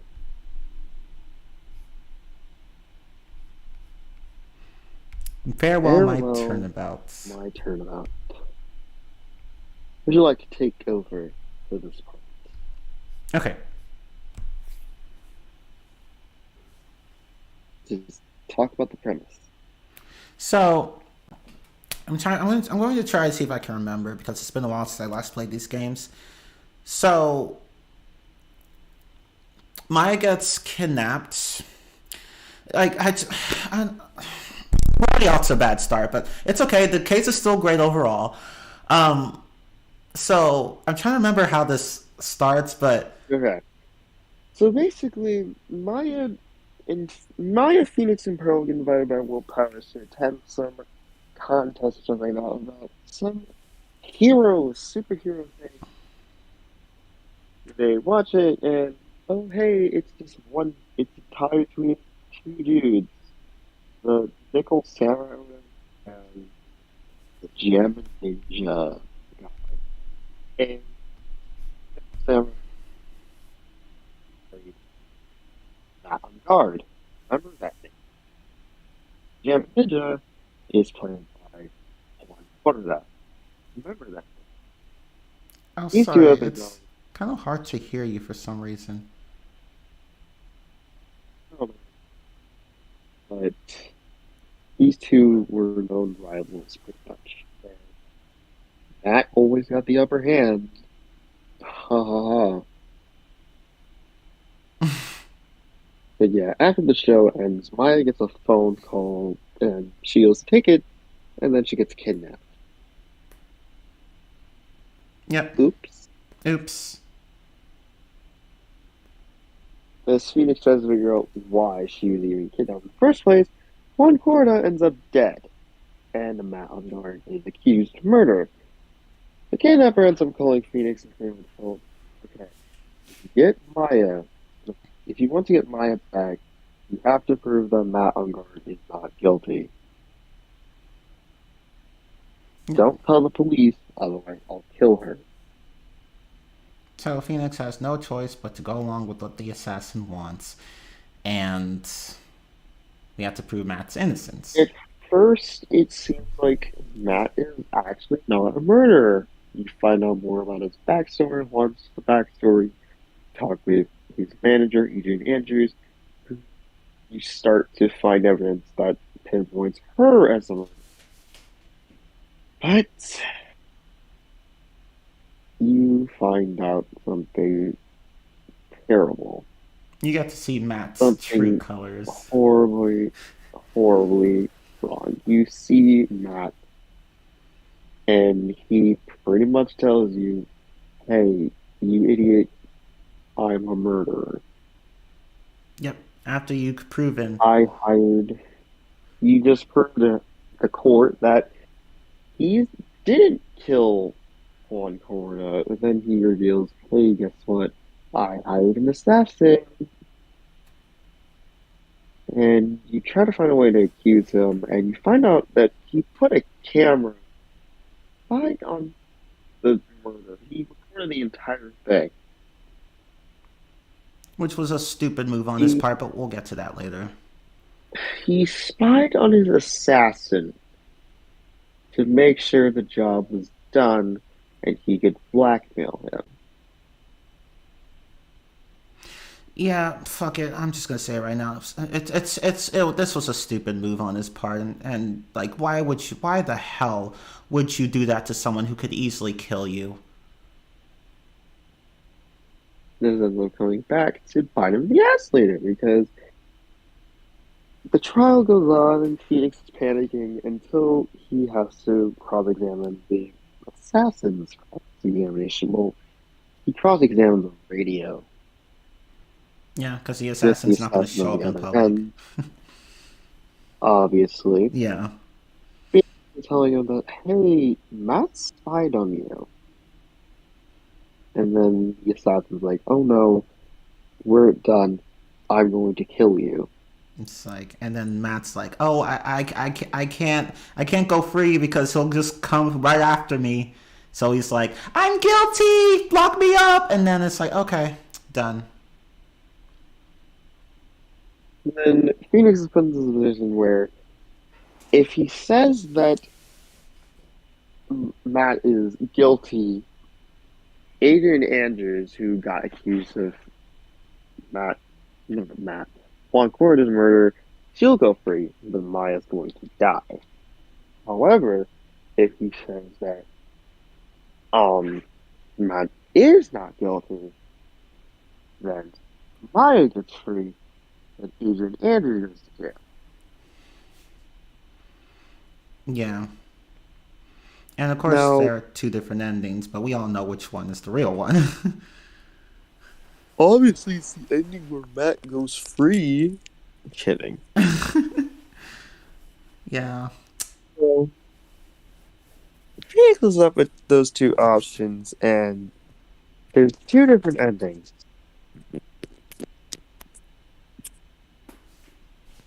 There's two different endings to this game. The canonical ending is that Phoenix gets him a guilty verdict because it turns out yourself. Awesome. So you save Adrian Andrews, save Maya, and Matt goes to prison. If you choose the other ending, Matt goes free, and then Phoenix pretty much runs away. yeah, he just basically wanders the earth, and He leaves his job, and Maya is never found ever again, and you're a horrible person. yep, because the miracle never happened. Oh, happened. Sorry. Miracle never happens. But There was a typo. typo. Oops. Oops, Capcom. Where's my oops counter? I've said it like 10 times at this point. It's only going to get larger. But Yes. but but yeah, that's how the case ends. Oh, and of course, Francisca and Edgeworth are helping throughout the entire thing, and Gumshoe as well, sort of.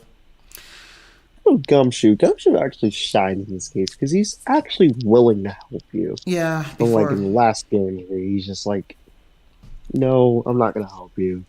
Screw you. Good luck. but then yeah, He kind of just stops after a little bit and he kind of disappears.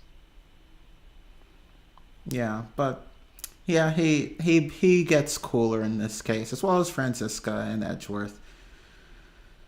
Oh, yeah, Edgeworth, he comes back for a bit. Turns out he's not dead. Nope, he's not dead. He just miscommunicated what he really wanted to do. Oops. Oops. And Phoenix was also like, I thought you were dead, motherfucker. Don't do that to me. My God, how could you do this to me? Yeah, poor Yeah, Edgeworth. this case, It's really good. It had a lot of good plot twists. There's a lot of good plot points. Though I do have to mention that its length, while understandable because it's the last case, kind of long. Yeah.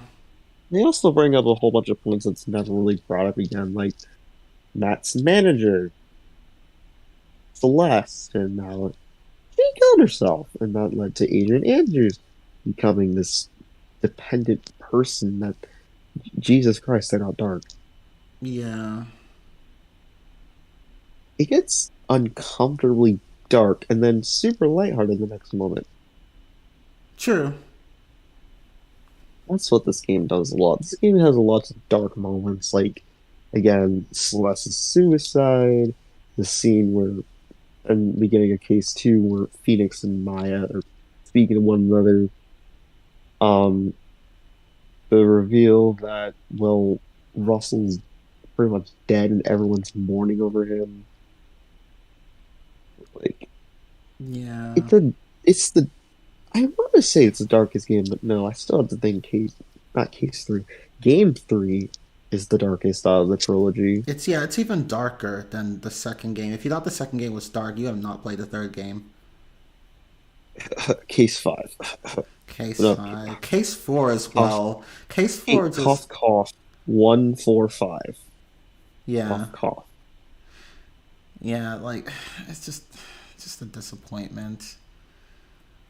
It is.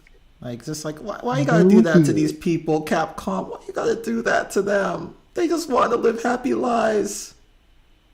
But other than that, this is a good case, but there's problems, of course. Yeah. Like, for example, Matty.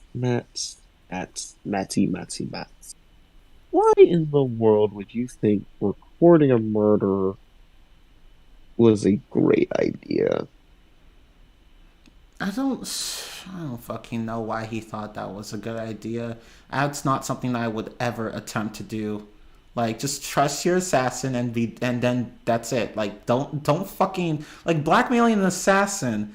Like an assassin. Like, what could kill you? Why would you do that? Also, Ezra kind of has a dumb moment here, where instead of trying to figure out who the assassin is, he just asked who the client was. Right, and I'm just like, did you expect him to answer that? Is that a legit question? I'm like, okay. Objection. That was objectionable. Right, it's, and I'm just like, okay. You know, I'm just, no. Go home. Just go home, Edgeworth. Go home. I mean, you already did, but do it again. Go home again. Francesca is also in this case, but she doesn't really do much. She gets shot midway through, so it's an excuse to bring back Edgeworth. It was just so sudden. It was out of left field. I was like, oh, okay. It's nothing too bad. She gets shot in the arm, so you won't get hit all the time. Yeah. You want to deal with the fool. Right. It's like, oh, good, she got shot. Oh dear, how terrible. Anyway, Edgeworth, come on, let's go get this done. Yeah, these games, for their final case, they love to have an excuse for you to go against Edgeworth. This game's excuse is, oops, she got shot. Right? No, I'm just... If you think that's dumb, just wait until the next game. Yeah. Whoa, I fell. Oh my god. Oh, that reminds me. So, regarding the mention of plot twists before, a really good one in this case was when, you directly ask Matt himself, did you kill Juan? And he says no, but it turns out that he technically wasn't lying, it's just that he hired someone else to do it. And I was just like, oh shit! It's definitely one of those plot points where it makes you realize, like, oh my god, this evil bastard. Right? And he was Because actually technically, he didn't lie. yeah. Technically, you asked if he killed him. You never said if anyone else killed him. Yeah, and then Phoenix was like, "Oh, well, huh. I guess it's okay then." And it's just like, no, he was kind of trying to avoid the question, though. Something's not right, but still, that caught me completely off guard. I was like, "Oh shit!"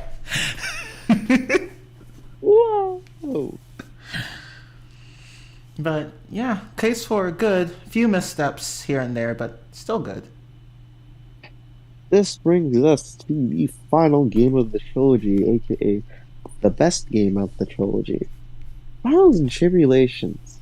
It was a game that was released in 2004 for Game Boy Advance in Japan, then later ported over to the DS in 2009, I believe? No, 2008 or 2009.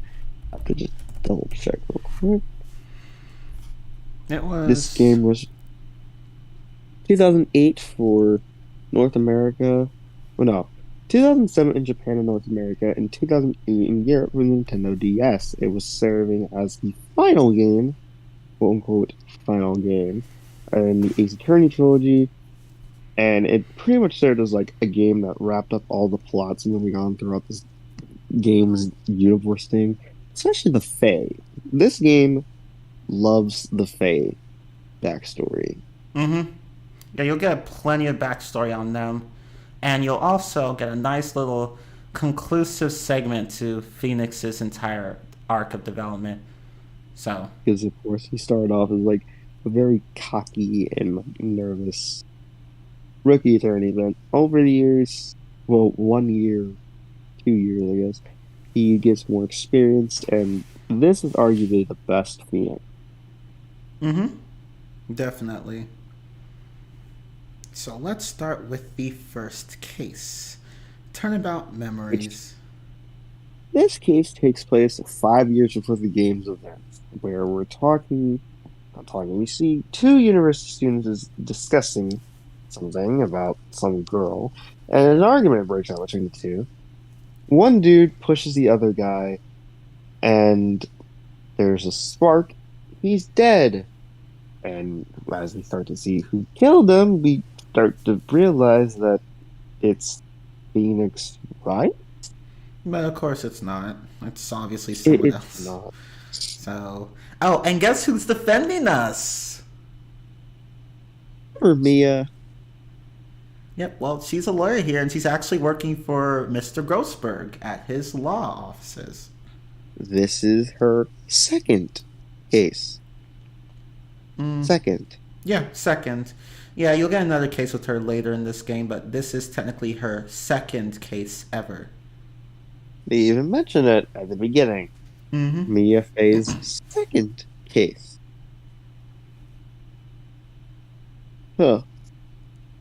That's a little weird, don't you think? Yep. I wonder why they put the second case first. Oh, and you'll see why. You will definitely see why.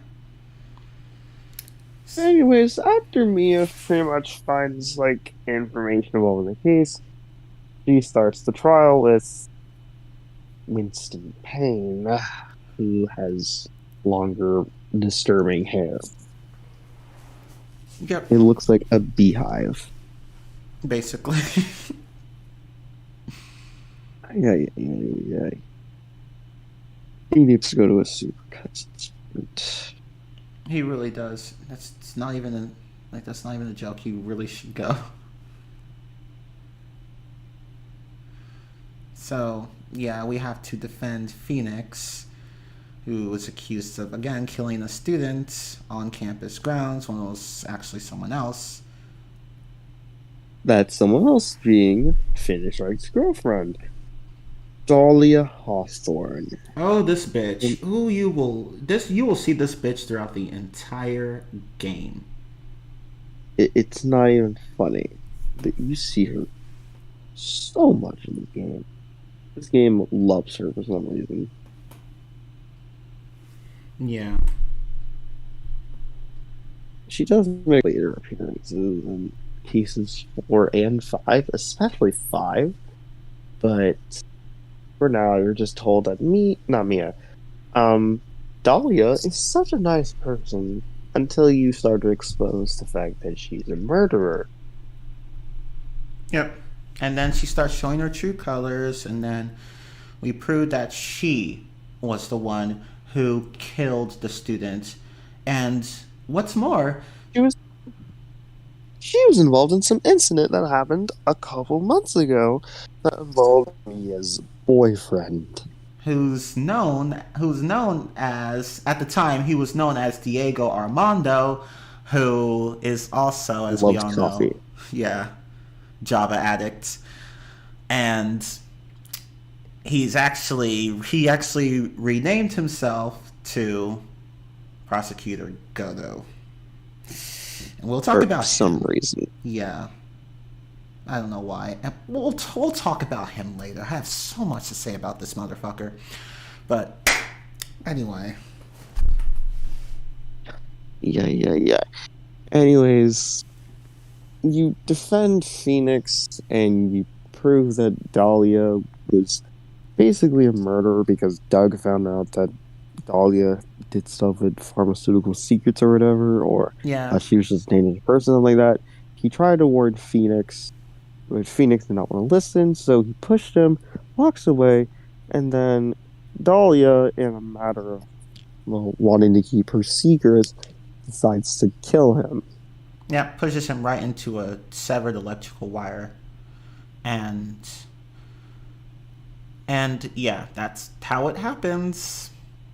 Oh, and what's more, she stole a poison from the pharmaceutical lab and used it to put all over cold medicine to give to Phoenix because he had something that she desperately needed, but he wouldn't give it back. And yeah.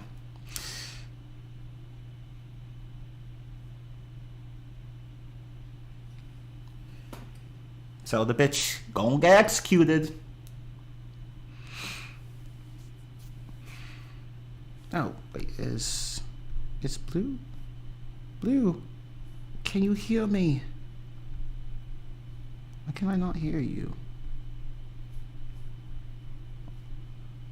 Oh, what the fuck?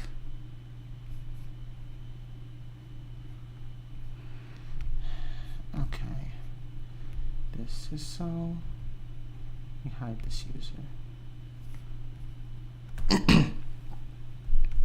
Where'd he go? What's going on? Why can't I hear him?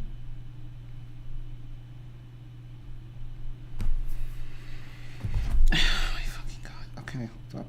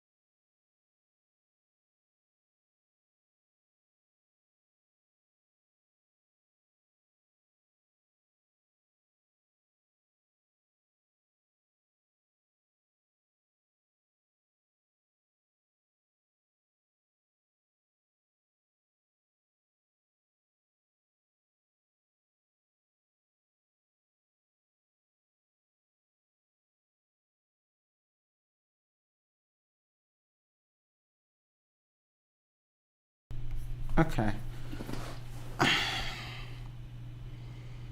Damn, I was not why can't I hear him? This is weird. Do I just keep going? Because we pretty much talked about everything with case 1. Okay. Ah, shut the fuck up, phone. Shut the fuck up, phone. Sorry. I had to turn the volume up for a moment for something. Okay, damn. He had to leave. Like, he's not responding. Okay, well, I'll just continue.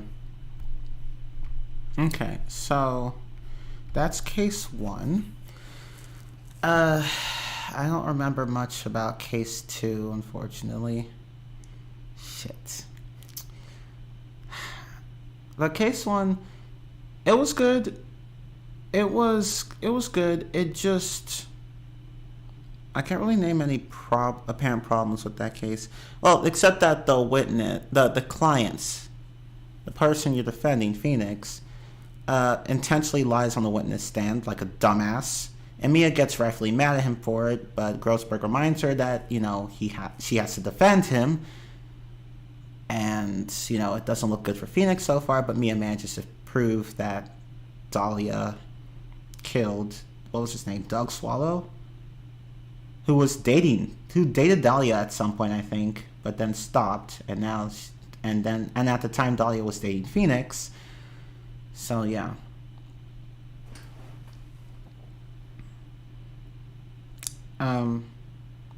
I can't think about anything else to say. Like, that case seems pretty fine to me. The stolen turnabout. I cannot remember how that case went. I can remember how case 3 went, but not in case 4 and 5. But case 2 is just, I can't remember case 2. Let me go and look at the plot synopsis. Let's see, what would this be? Turnabout. What was the name of this case?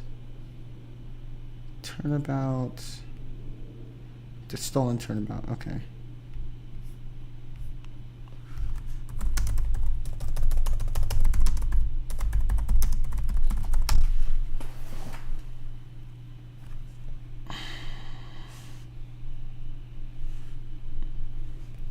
Yeah, I remember most of these cases, but there are a few that I do not remember, unfortunately.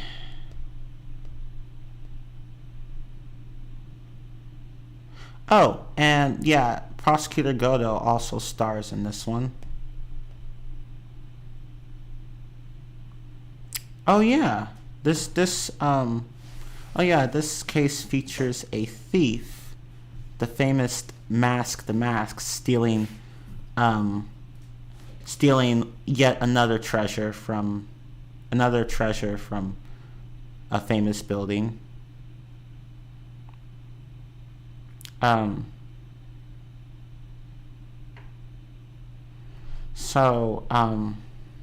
Phoenix, Maya, and Pearl were going to some museum. They were at some museum, and then they met Adrian Andrews, who's in charge of the exhibit. So they spent some time there, and then the next day, Maya told Phoenix that the sacred urn, that treasure that had been a part of the Fae clan. It was from the Fae clan, and it had been stolen, and the Mask stole it, and apparently the theft had taken place at some basement warehouse at the museum that Adrian Andrews worked at. So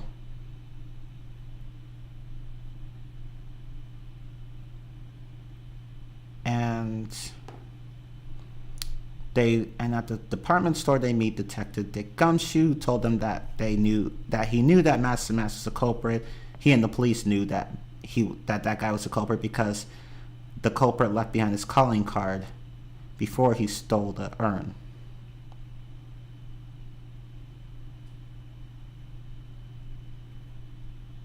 And this ace detective, Luke Atme, that's his name, Luke Atme, which is a pun, obviously. He had been in charge of security on the night of the theft.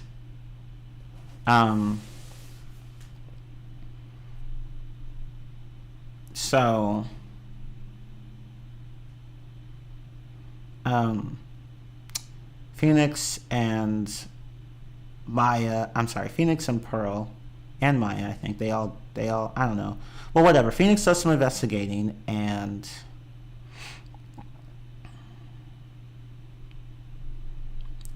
then he receives a call from Gumshoe, and then the Mask turned himself in. He had turned himself in and was currently being held at the detention center, and he wanted to talk to Mr. Wright. And Ron the Light, who claimed to be the thief, said he lost a sacred urn. And Wright was wondering why Ron asked him to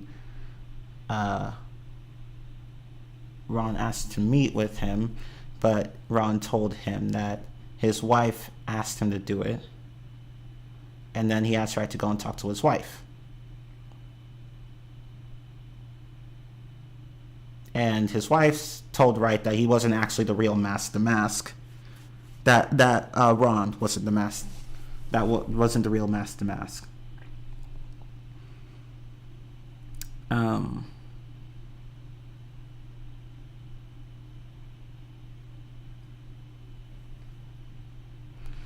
And so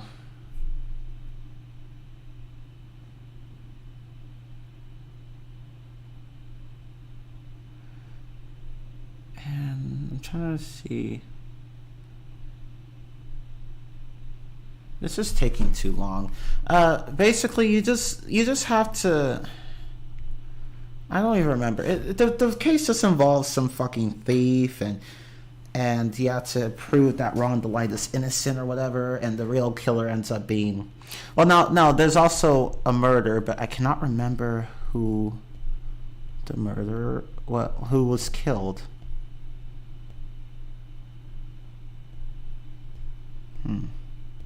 Let me go to Strategy Wiki. They have more concise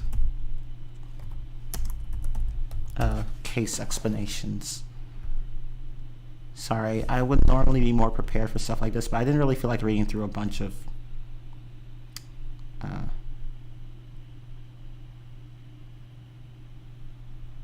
didn't feel like reading through a bunch of plot summaries. Where is Blue?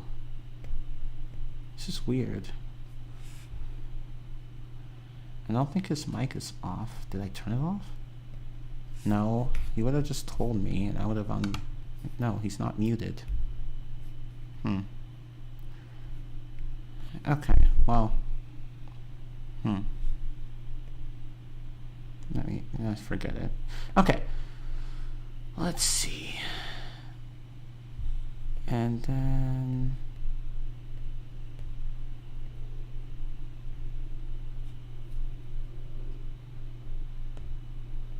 Oh yeah, Larry was a part of this case. He was a security guy at one point. But let me just...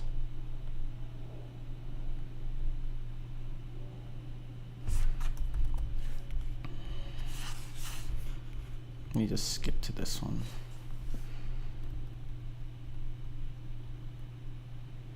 Okay.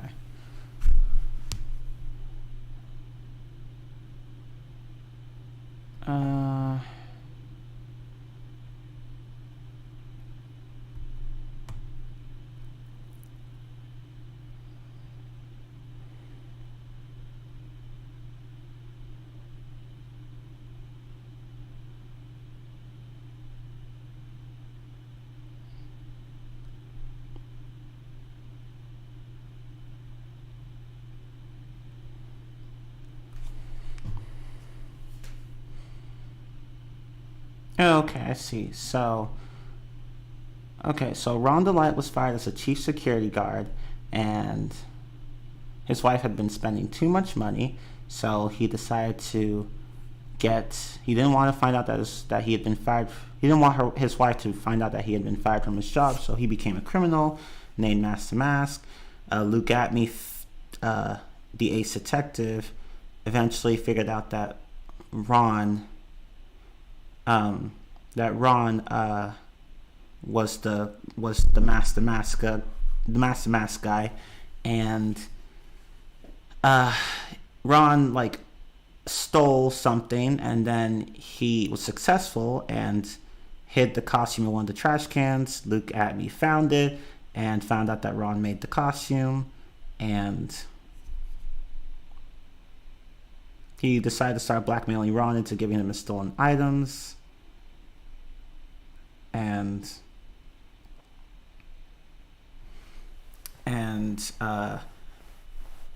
Luke Atme says, if you give back this artifact you stole, I'll pay you big.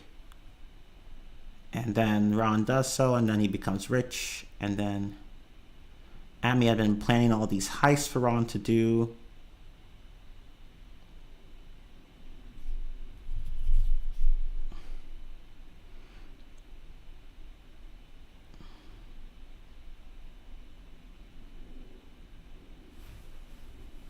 And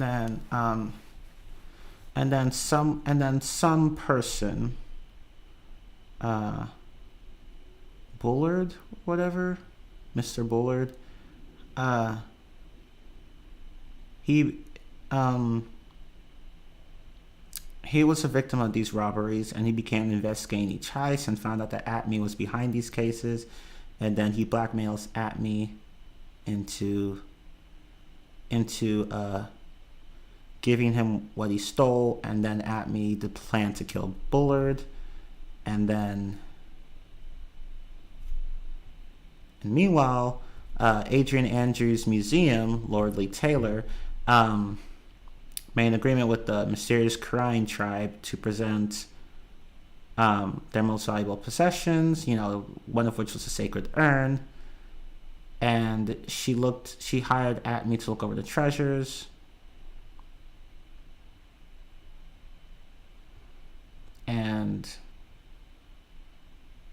And she accidentally breaks the urn, even though it was already broken, so she put it back together. But if you remember in the second game, Pearl broke the urn at one point and put it back together, but in a really sloppy manner. And Andrews just went and fixed it, so... And so she fixed the urn and then just put it there and left it in the basement and then left. And then Atme found a way to get rid of himself as blackmailer, so he dressed up as Mask to Mask, although that would have been hard for him because of his big-ass nose, and that mask wouldn't have fit his face, but whatever. And he stole the sacred urn. And then...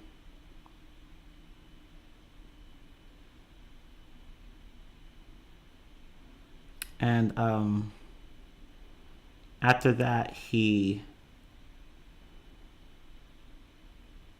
went to the CEO's office of Bullard's company, and then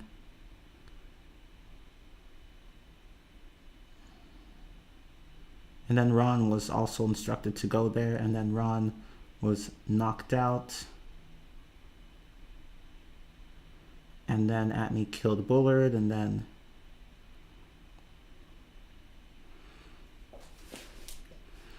Ron saw Bullard's body on the ground, and then he stuffed the body into the safe, and then the nearby safe, and then Atme returned to the museum, and then he pretended to be attacked by Mask to Mask. Because, he was supposed to be security at that point. He was supposed to be on guard at that point. And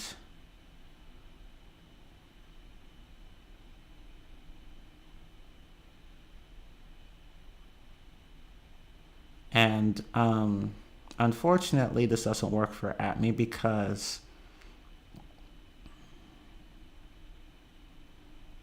Ron confessed in a way that actually screwed over Luke Atme's alibi. And so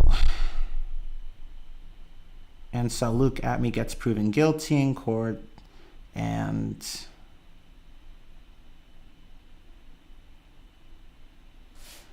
Ron is sad because his wife is going to find out everything, but his wife doesn't get mad at him, and yay.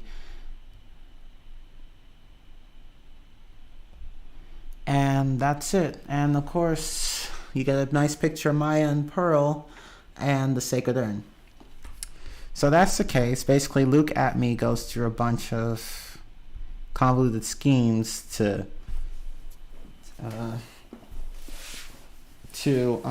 steal treasures, and was blackmailing someone else into doing it. And yeah, we catch him, and then that's it. It's pretty simple. It's the case. I don't really have any complaints about it. I don't think there are any. I don't think there are any issues I could think of. But yeah, pretty solid case, I'd say. Not one of my favorites, but not one of the worst either. Okay, so let's go to case number 3. Recipe for Turnabout. So, okay, this one. Now, this one I remember more easily. Okay, so there was this computer programmer who was extremely skilled, and he created this virus, and he was in debt with this loan shark company because of his gambling. But one day he won a bunch of money from his lottery ticket, and he was really happy. The loan shark, however, wasn't too happy, because that would mean that, since the guy has won a lot of money, he can now pay off his debt, and then he won't be able to get that virus. The loan shark won't be able to get that virus because he really needed it. And he does something that was just completely unnecessary. So basically, the loan shark wanted the virus, but he was afraid that the computer programmer wouldn't give it to him because, he's rich now. He won the lottery. So he poisons the fucking dude by slipping some, potassium chloride? Whatever. Some poison in his tea. And the computer programmer drinks it, and then he just fucking dies right then and there. And it was Maggie Bird was also working in that restaurant, and she gets framed for murder. And for whatever fucking reason, okay, so the guy who murdered the programmer dresses up as Phoenix Wright, even though, for one thing, their skin complexions did not match, and he was taller, a lot taller than Phoenix, and So he makes himself look like Phoenix Wright, even though his disguise would not have worked, and yet somehow almost everyone in the courtroom ends up falling for it, except for the prosecutor, Godo, who doesn't say anything about it because he simply doesn't like Phoenix, and you'll see why. Yeah, Godo doesn't like Phoenix. And now we have to prove Maggie Bird's innocence, because for some reason we weren't there at the trial or whatever. We weren't told about anything.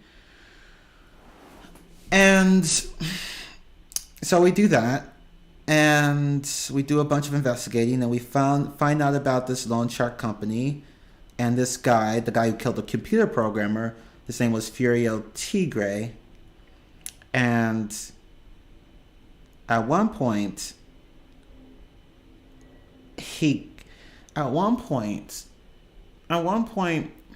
okay, so now this one kind of isn't Phoenix's fault, but it's still kind of stupid.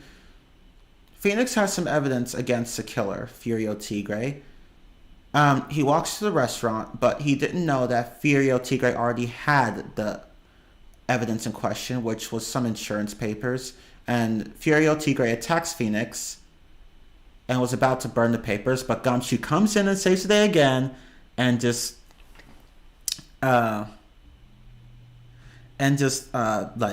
takes the papers and gives them to Phoenix. So Phoenix is once again saved by Dick Gumshoe.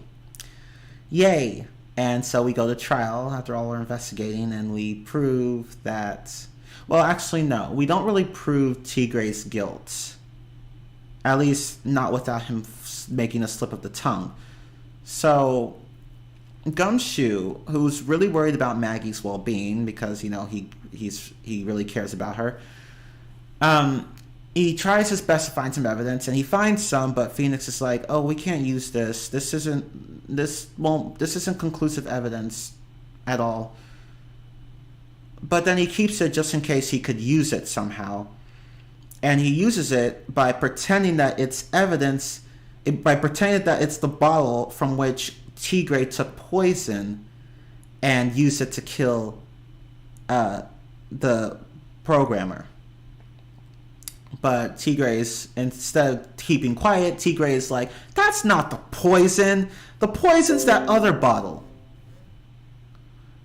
And of course, everyone's like, "How do you know that?" Because that bottle was never mentioned in the final trial, not once. And Tigre realizes, after Prosecutor Goto points out that he made a slip of the tongue, Tigre realizes his mistake and then just screams like a tiger, basically, to the point where all the lights go out, and then Goto chucks his cup of coffee at Phoenix, and he's like, "I was saving my final coffee for you, for my final cup of coffee for you," because, you know, Goto, he drinks 17 cups of coffee per trial and just doesn't drink any more than that.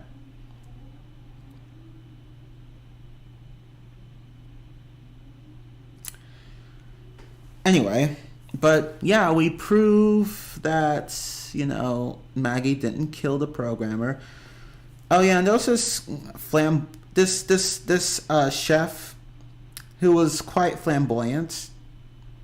Yeah, he was gay, but he was very flamboyant about it. And he was forced to help the loan shark, you know, like kill the programmer and frame the waitress Maggie. So, but yeah, good happy ending, or so we thought, because Maggie's pissed at Gumshoe for because, you know, Gumshoe was testifying against her, basically.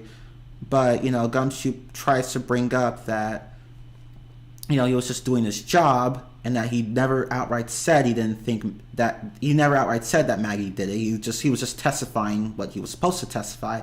But Maggie, you know, she's too emotional to hear any of it.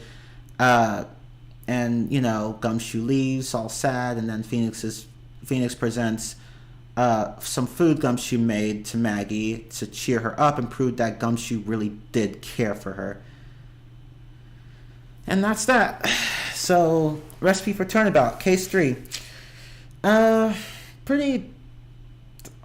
was kind of stupid, if we're going to be honest. It's just as Blue Wolf said. Third case syndrome was also present in this game. Not just in Justice for All, but also in this game. Where, again, the murderer did not have to poison the programmer's tea, or whatever he drank, I don't care, you know, to get the virus. He could have just said, "Hey, dude, you're rich now, so if you give me the virus, I'll be willing to cancel your debt." Or, you know, he could just beat up the programmer and then take the virus for himself and the money. Why not?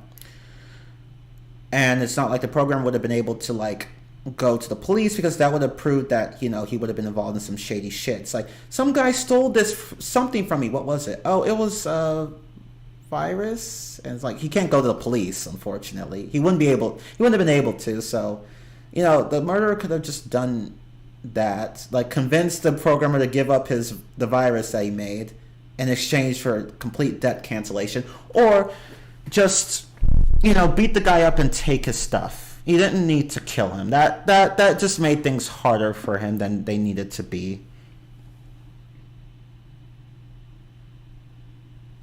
Oh, and another thing. Yeah, like, again, I don't know how everyone in the courtroom fell for Tigre's disguise of Phoenix Wright, because, again, the dude was taller, bulkier, had a different facial complexion, and even had a different accent. He spoke in a very stereotypical New York accent. So I don't know how the hell no one in the courtroom caught on to that. I mean, people were a bit confused and they were weirded out, but they didn't think anything more than that. And I'm just like, y'all are stupid. Everyone in this goddamn universe is stupid.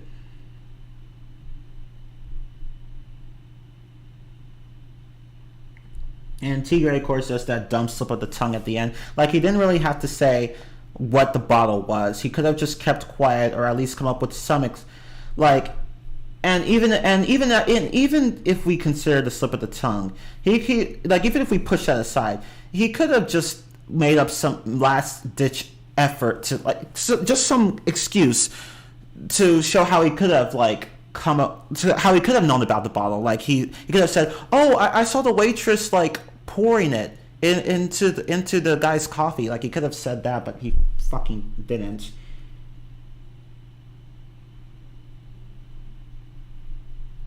But like, he could have just said that, but then said, "Oh, I just thought it was. I saw her putting it, like, using some brown bottle and put that stuff in the guy's tea, but I thought it was something else, and I didn't want to admit to, like, stopping a potential murder, like failing to stop a potential murder." He didn't do any of that. So unfortunately, the culprit just really screwed himself over at the end, and it was really funny. Even the whole courtroom was like, they were just silent, because he literally just admitted to he said something he should not have known.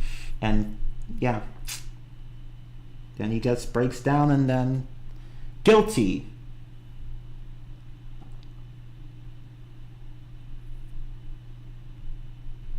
And that's case number 3. Kind of a dumb case, but actually really stupid. Although not as stupid as case 1 of the second game.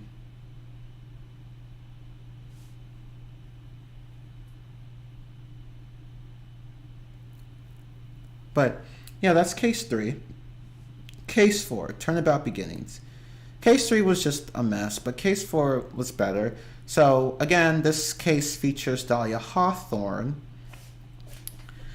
And where is Blue? Where is he?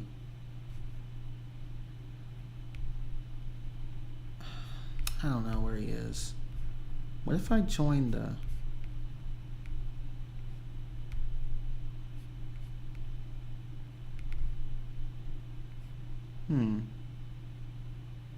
Blue?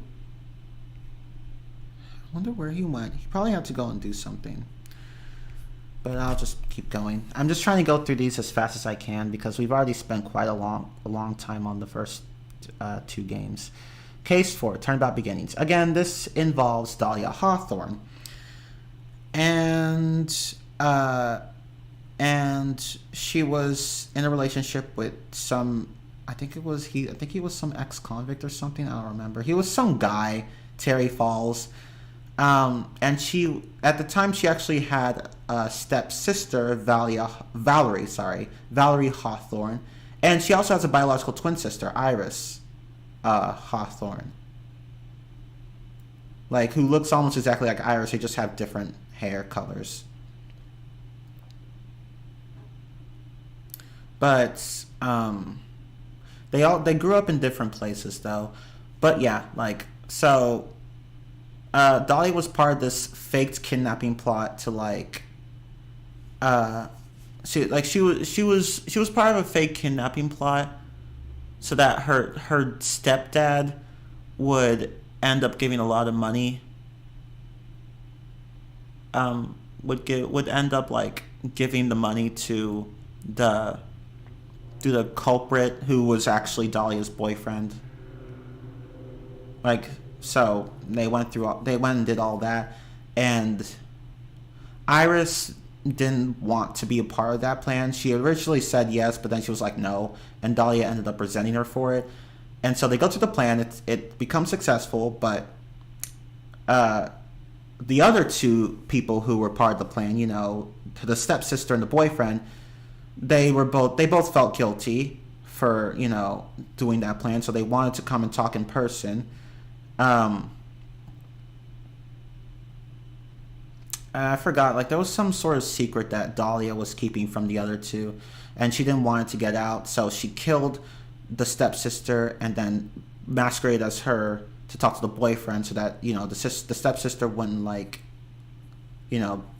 say anything that could say the secret that she and Dahlia were hiding from the boyfriend, and then it's hard to talk about this game off the top of your head, or any of these games, but yeah. So, and then yeah, that I forgot, but I think Dahlia, like, I don't remember, but like somehow that case gets reported, and now Mia is representing Terry Falls because he's been accused of Dahlia's stepsister's death, even though Dahlia was the one who killed her stepsister. And so Mia successfully manages to. Oh, but instead of Grossberg, you have instead of Grossberg helping you in the case, you have Diego Armando, who wasn't known as Godo at this time, and his hair. Yeah. So see, we'll talk about Godo later, but yeah, he had a different appearance in this case than he did in any of the other cases, and so Mia successfully manages to prove Terry Falls' innocence. Well, almost, but just as but the one thing she needed to complete the case was Terry Falls' testimony. So he went onto the witness stand, but unfortunately, he was so in love with Dahlia, and she had that effect on a lot of men, that she told him that if they were ever to doubt their love for each other, they would take some sort of poison and drink it. And so that's what he did. He didn't want to believe that his girlfriend killed the stepsister, so he went and drank some poison on the stand and just died right there. And Mia just broke her. She just couldn't deal with having her client kill himself right in the middle of the courtroom, and Dahlia got away as a result, because now there wasn't any more testimony to conclusively prove her guilt, and she just walks away with an evil smile on her face, like the bitch she is. And everyone was devastated. Oh yeah, and Edgewood was the prosecutor for that case. That was technically his first case. No, his second case. His first case was. You'll learn about in the first investigations game. So this is technically not his first case, but it was the first case he actually got to prosecute, because in the first case there was something he wasn't able to take that case to trial because something happened. But yeah, that case had a very sad ending.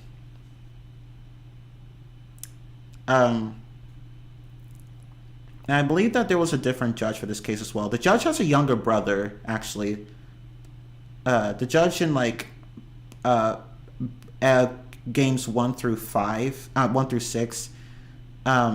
In the third game, his younger brother makes a few appearances in a few of the trials instead of him, and he has different colored hair. But anyway,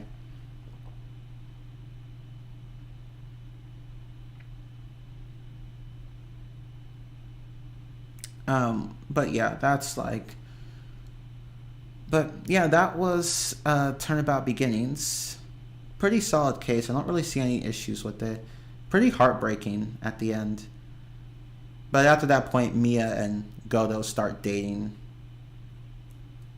And then you have Bridge the Turnabout, which is the best case in the entire game. It is so good. So many twists and turns.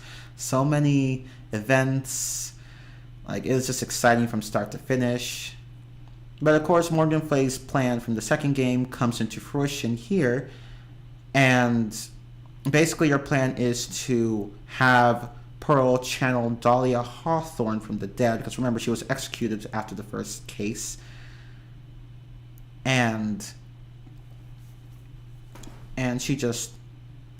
And so, yeah, Pearl would channel Dahlia and then go on to kill Maya. But fortunately, some people were onto this plan. Godo and Iris and Misty Faye, Maya's mother. They all knew of Morgan's plan. This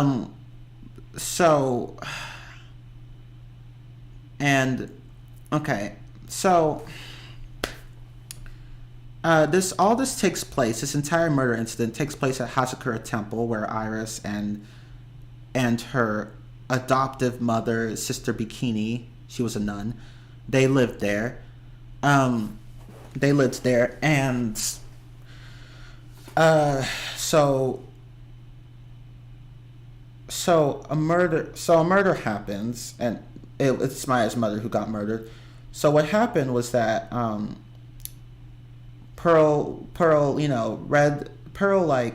so Morgan created this letter, wrote down everything that Pearl needed to know, and put it in like some sort of special place in Hazakura Temple or whatever. I can't remember.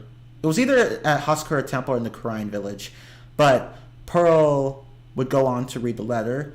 But here's the thing, though. Godo knew about the presence of the letter, and he didn't burn it. He found the letter before Pearl did, but he didn't burn it.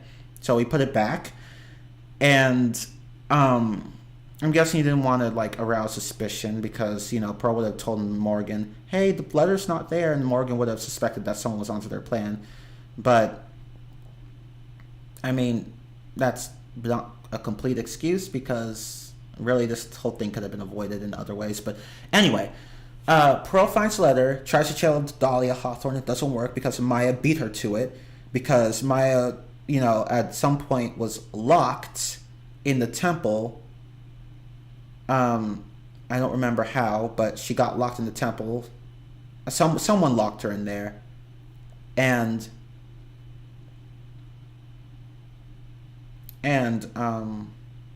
she channeled her sister, wondering what she should do next. Her sister, she wrote out a letter for her sister. Her sister read it and then wrote what she needed to do. And then Maya turned back into herself and read her sister's instructions. And so she decided to channel Dahlia Hawthorne before Pearl could. So that way Dahlia would not be able to kill Maya. At least Dahlia,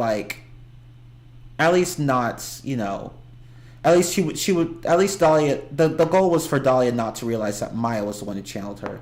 I mean, of course, Dahlia could just try to kill herself, but she didn't know that Maya channeled her, and that's what Mia wanted.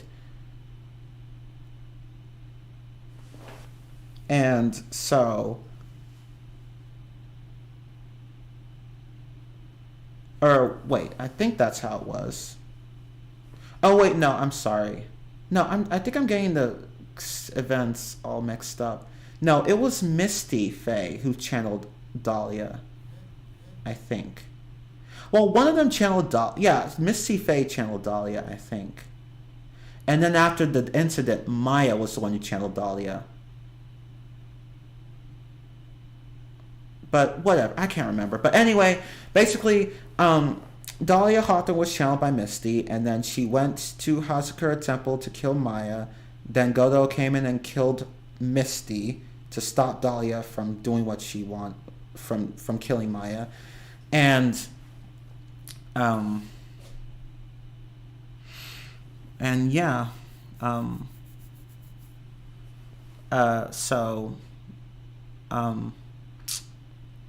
I think Maya, no, Iris was the one who was blamed for Misty's death. So yeah, Godo's like, okay, I've killed Misty, and Dahlia can't hurt Maya anymore, but I need to get rid of the body. So he calls Iris for help, and then Iris goes into And like Iris goes and helps and like literally take the body across the temple area, and then goes back to, and then like literally sticks the body in front of some statue with a really weird pointy sword. The sword was pointy all over, and she sticks the sword into the body, and then her adoptive mother Bikini sees her, and then boom, Iris gets accused of murder. But of course this causes problems because since Iris is a twin, and since she and Dahlia were in two different places, because Misty had channeled Dahlia, and so she would have looked like Iris because Misty had black hair, and she would have taken the shape of Dahlia's body.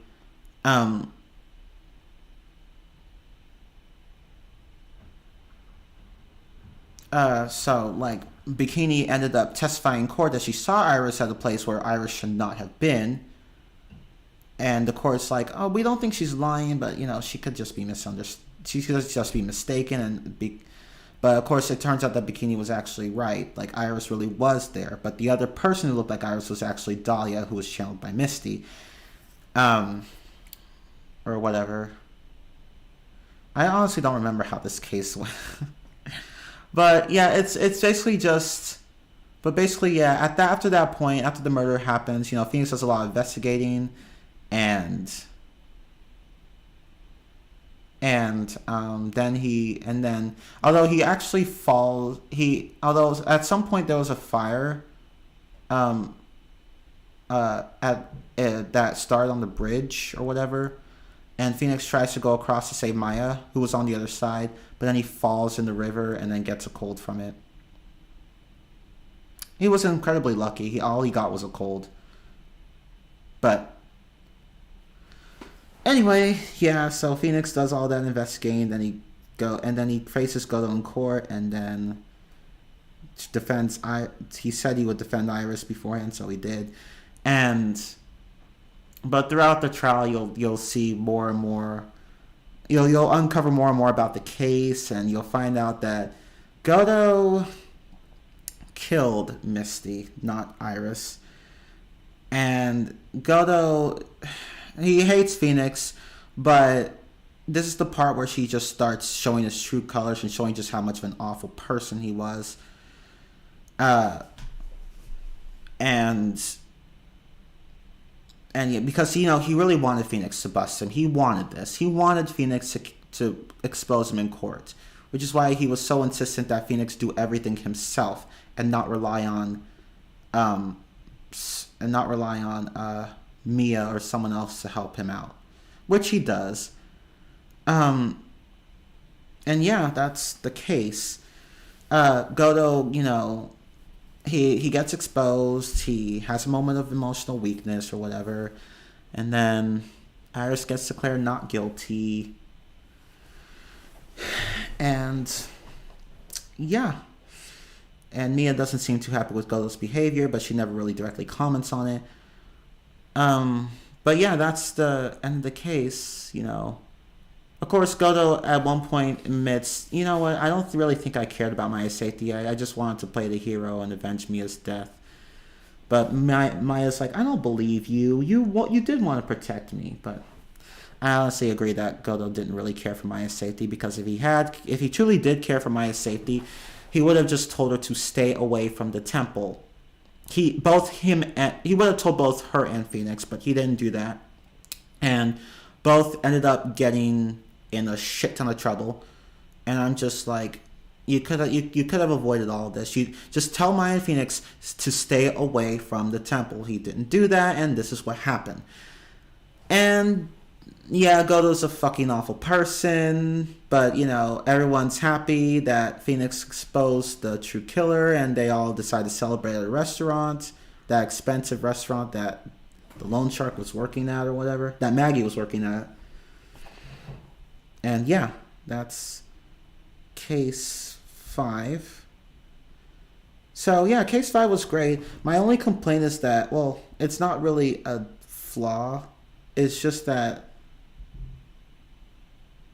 the game just the game just like I just I just hate Prosecutor Godo. I don't like him as a character. Of course, I'm not saying that he's a bad character. I just don't like him. I don't like him because the reason why he hates Phoenix is that he blames Phoenix for not for being unable to protect Mia from getting killed when Phoenix wasn't even there at the time, and Mia clearly doesn't blame him for her death. But Godo, he was in so much love with Mia that he just hated that Mia died, and so he wanted to find someone to blame other than himself. But he was basically taking his self-loathing out on Phoenix, and yeah, it was just a mess. And yeah, that's what I don't like about him. He just basically hates on Phoenix throughout the entire game. Not for no reason, but for just stupid reasons. Understandable reasons, but stupid reasons nonetheless. And I just can't stand him. He's just a horrible person. He didn't care about keeping Maya safe. He didn't bother, telling the courtroom that Phoenix was being impersonated by a loan shark or whatever. Didn't fucking tell. Well, he wouldn't have known that Tigre was a loan shark at that point in time. But you get what I mean. And he just shits on Phoenix throughout the entire trial for it. I just don't like him. I don't know why people like Godo. I'm guessing they like him because he gives off an impression of look at me, I'm badass, I can do whatever I want. And while that's not a wrong impression to have of him, that just doesn't make up for all the just how insufferable he acted throughout the entire game. I just did not like the guy. He was just a complete asshole. I like how he shut down Franziska at one point because Franziska honestly deserved it. But that's really the only good thing he did. Really, he was just an asshole all around. I could not stand the fucking guy. Could not stand him. He was a twat. I don't like him. I don't know why people like him. You can make assholes likable. I just don't like Godo. He's just one of those unlikable assholes for me. If you like him, fine. I just don't like Prosecutor Godo at all. I don't. He's just an awful human being. He was just a selfish person who didn't care about anyone but himself and his girlfriend, and took out all of his self-hatred on somebody innocent. Oh, and he also hates Phoenix for hiding evidence that hiding evidence that could have proved that Dahlia poisoned him. Yeah, Dahlia poisoned Godo at some point in the past, and it fucked him up so badly that his hair turned white and his vision got impaired. So that's why he had to wear that thing over his eyes, that visor, whatever you want to pronounce, however you pronounce it. And he couldn't see red on a white background. So yeah, his vision got fucked up basically. And he blamed Phoenix for that too.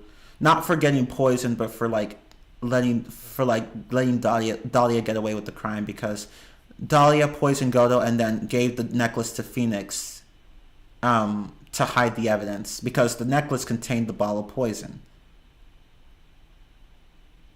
which Phoenix actually ate in the trial. When he was a defendant, in the first case of the third game, he ate the necklace at one point. And then, but fortunately, he didn't have any poison in it. But yeah, dumb move on his part, because he just really didn't want to believe that his girlfriend, who was so sweet to him, supposedly, was ever a killer.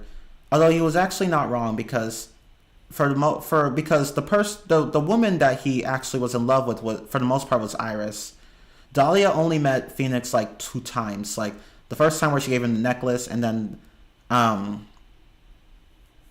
the second time when when on the day of the murder Doug Swallow. So really, Iris was just pretending to be Dahlia because she wanted to be the one to get the necklace from Phoenix, because she didn't want Dahlia to go and kill Phoenix. She was like, no, let me just get it from him. I can get it from him. And she but she tried to do it for months, but she just couldn't. He just refused to give it to her. But she ended up falling in love with him. And then Dahlia got impatient and then decided to just, go and get the necklace herself. Although I'm surprised she waited like 6 fucking months. Or whatever, however long it was. I know it was like 6 months. At least 6 months. Like 6 to 8 months, somewhere in that range. I'm like, how does she wait for that long? I wouldn't have been patient after I would have just lost patience after a few weeks. But Dahlia waited for Iris to get the necklace back for a few months. She didn't. So Dahlia went and just decided to go and take matters into her own hands, but it backfired on her and she ended up getting executed. But yeah, that was the entire case. But yeah, I really just don't like Prosecutor Goto. Basically, Dahlia ruined his life, sort of. It wasn't just Dahlia. Actually, no. No. It wasn't just Dahlia. I mean, after all, Mia was murdered at some point in time, which also ruined his life. But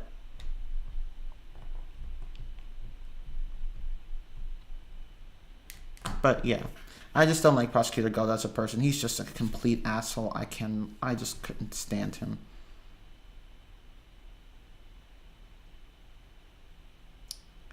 But so, I just don't understand how people can like him. What's there to like about him? To me, he has, no redeemable traits. He's just an asshole.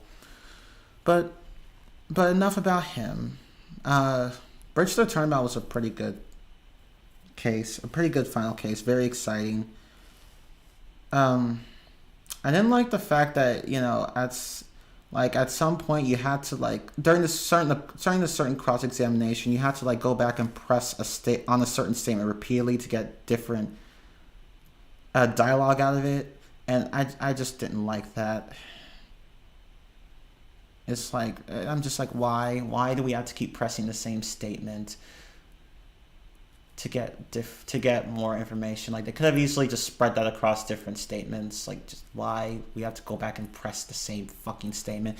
Another thing that does not make any sense is that at any point, if you get a guilty verdict, the Iris is the one that ends up getting it, not Maya or whoever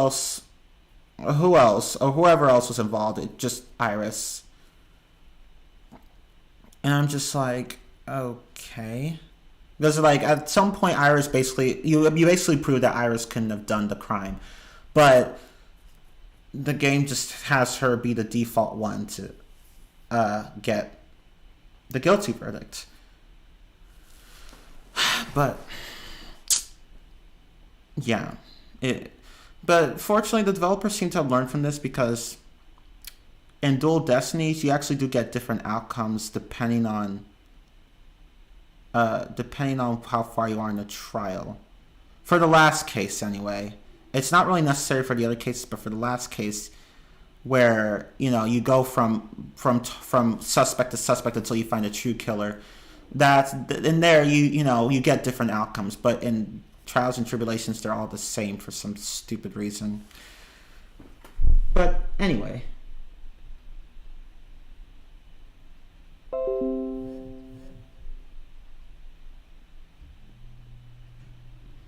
And another thing that doesn't really make much sense is that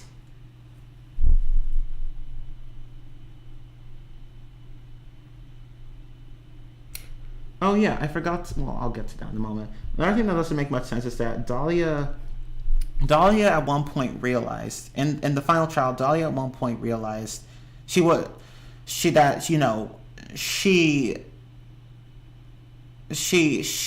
being channeled by Maya. So you would think, oh wait, I'm supposed to kill Maya Fey, right? Let me go and run out of the courtroom and then kill myself.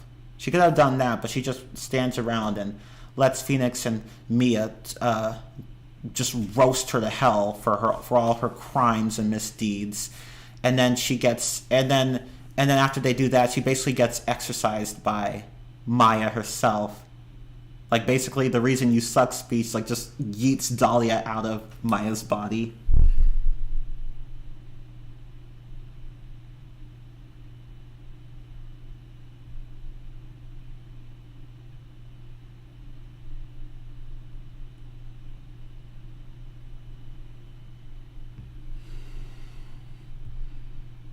Oh, and another thing that was stupid about T. Gray's disguise in Case 3 was that his attorney's badge was made of cardboard and didn't even resemble the real thing. And that just added more insult to injury because, like, everyone could tell that the dude was a fake, but no one said anything.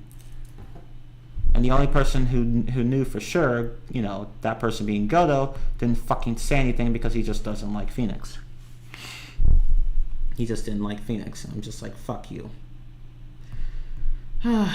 but yeah, Bridge the Turnabout. Just the whole cross-examination thing and Iris, you know, always being the one to be found guilty was. Those two things were stupid, but other than that, the case was pretty solid. And honestly, I just don't feel like continuing with the rest of the stream because my co-star is not here, and we still have like how many more games to go through? Jesus. Okay, let me look. I think like. Jesus Christ. 1, 2, 3, 4, 5, 6, 7, 8, 9. 8. Sorry. 8 more games. And I really don't feel like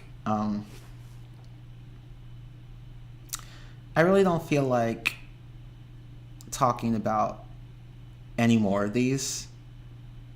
But Trials and Tribulations overall was a good game. It was certainly better than Justice for All. It's a lot better in terms of quality. Trials and Tribulations had fewer rough spots than Justice for All did.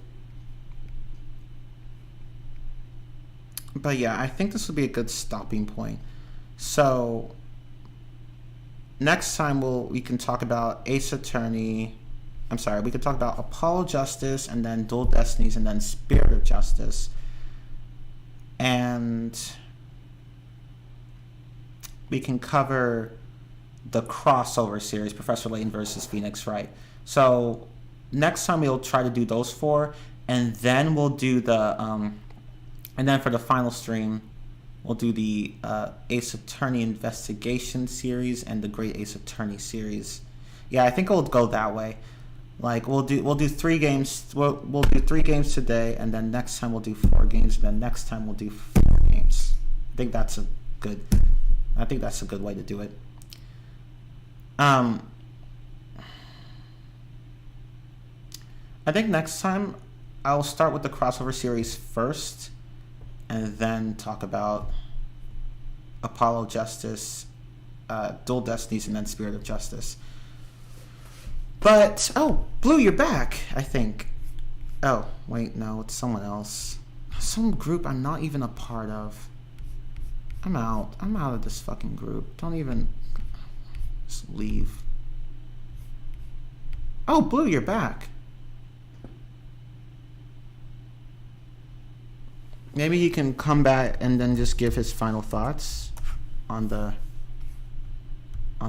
cases of the 4th and 5th case, or any of the cases of Trials and Tribulations, because I've already said everything I wanted to say.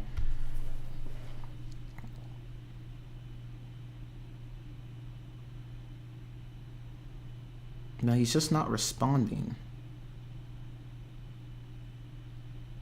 But yeah, overall, the first game in the original trilogy, Phoenix Wright Ace Attorney, it was good. Could have been better, but it was good. Justice for All, it was even weaker than the first game, but still enjoyable overall. And then you have Trials and Tribulations, which is clearly the best of the trilogy. Although I'm honestly not that fond of Trials and Tribulations myself. I know a lot of people really like it. I personally don't think that highly of the game. really, I don't know.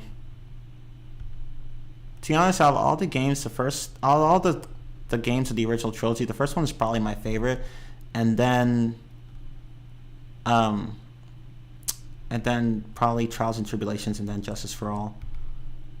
But yeah, next time we will tackle uh, Apollo Justice, Dual Destiny, Spirit of Justice, and the Professor Layton Phoenix Wright crossover. And my mom is calling me, so I'll be right back. What? Okay. I might as well go ahead and stop streaming here. But anyway, thank you all so much for watching. Or maybe I should just stop for now. Let me just stop for now, actually. I'll be right back. Whatever.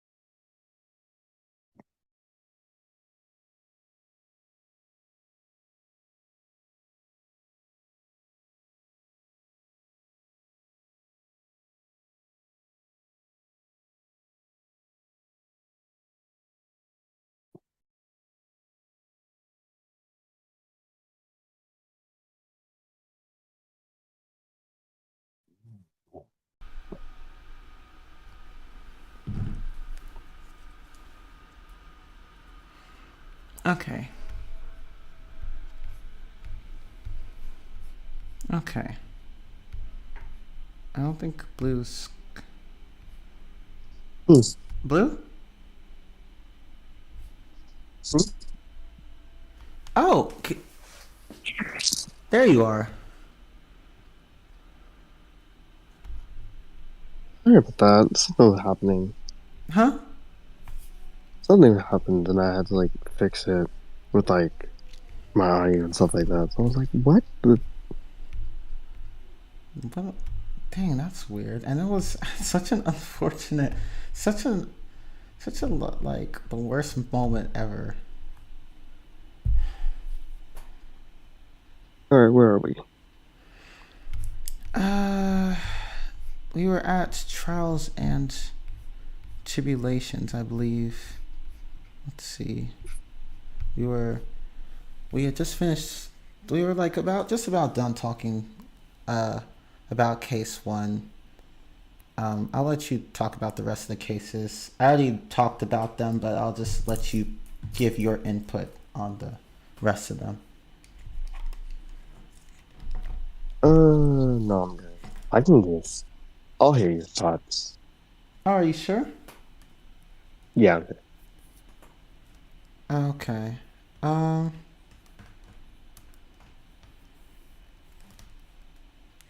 Uh.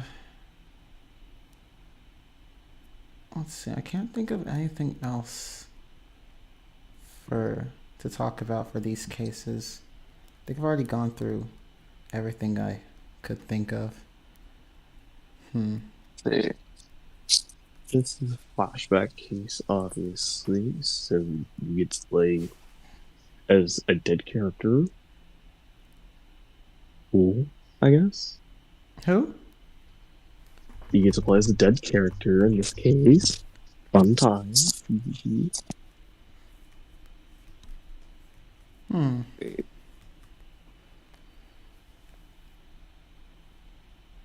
Uh.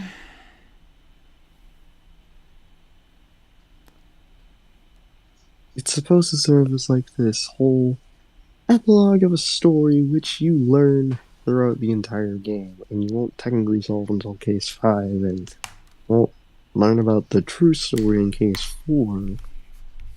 So, foreshadowing? Basically.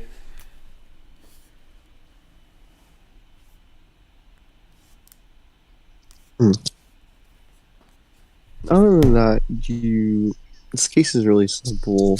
Like, Phoenix, he, instead of like being like a whole awesome ace attorney dude who acts like an idiot at times, he is a stupid college student that focuses on art. And in this case, he starts to focus law. So, thanks, Mia.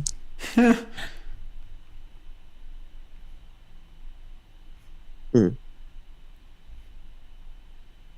Let's see, and then you have Dahlia.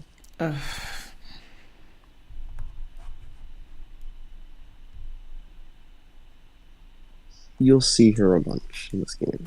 Far too much, but yeah.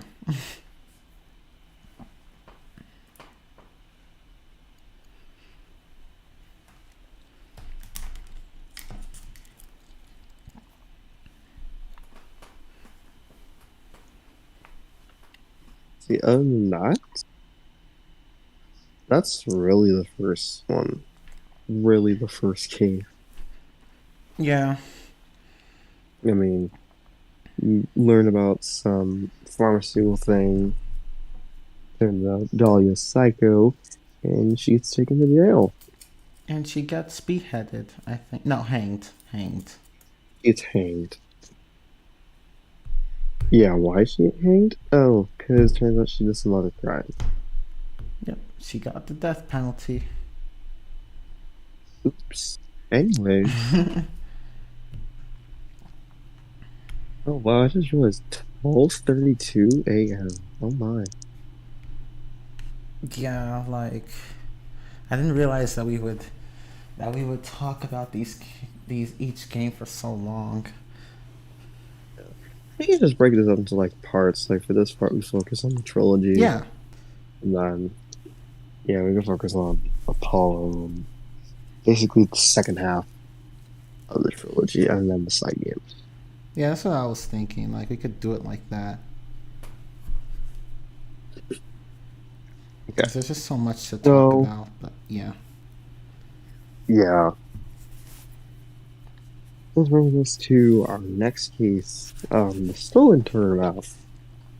One of the, I like to call it filler case. Basically. It has nothing to do with the main plot of the story, so. It's about some jewelry store heist, and there's a robbery, and it plays a significant role to Phoenix because Maya's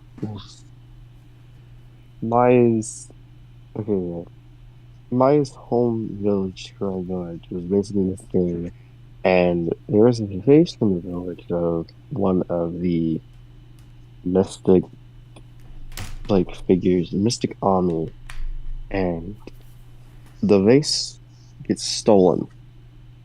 So now there's this whole investigation, like trying to figure out what happened to it. And eventually you find someone, you find some clue that it was this world-renowned thief masking the mask. And when you try to figure out where out of the events, you find out who Mask the Mask really is. And he just says, I'm guilty, I stole it. Some dude named Ron Delight, and you basically defend him for the case. And I personally don't like Ron, but his wife is cool, so that's one for one. Yeah. Learn about basically you get to see Adrian Andrews again in the last game, and she's in charge of like this whole thing, and that's pretty cool. You meet some detective Luke at me. Ha ha Ha ha. ha ha Pun. ha ha. Basically, you start an investigation, you prove to the point where Ron couldn't have been at the warehouse where the robbery took place, which means he's innocent, right? Well, as it Godot actually, well, yeah, this is the case with Godot, and he hates Phoenix for some reason. Yep. That's the whole thing. He hates Phoenix, drinks coffee. Basically, his entire character hates Phoenix, drinks coffee. Hates Phoenix, drinks coffee. Did I say hates Phoenix and drinks coffee? I think he hates Phoenix and drinks coffee. Oh, right, of course. How could I forget? But other than that, since he proves that Ron was not at the time, not at the location of the robbery, you just prove that he was somewhere else, where it turns out there was another crime that was being committed. Some security manager guy, he ended up getting murdered. Yeah. And thanks to your good detective skills, you just proved that he wasn't at the robbery, he was at the murder scene. Oops.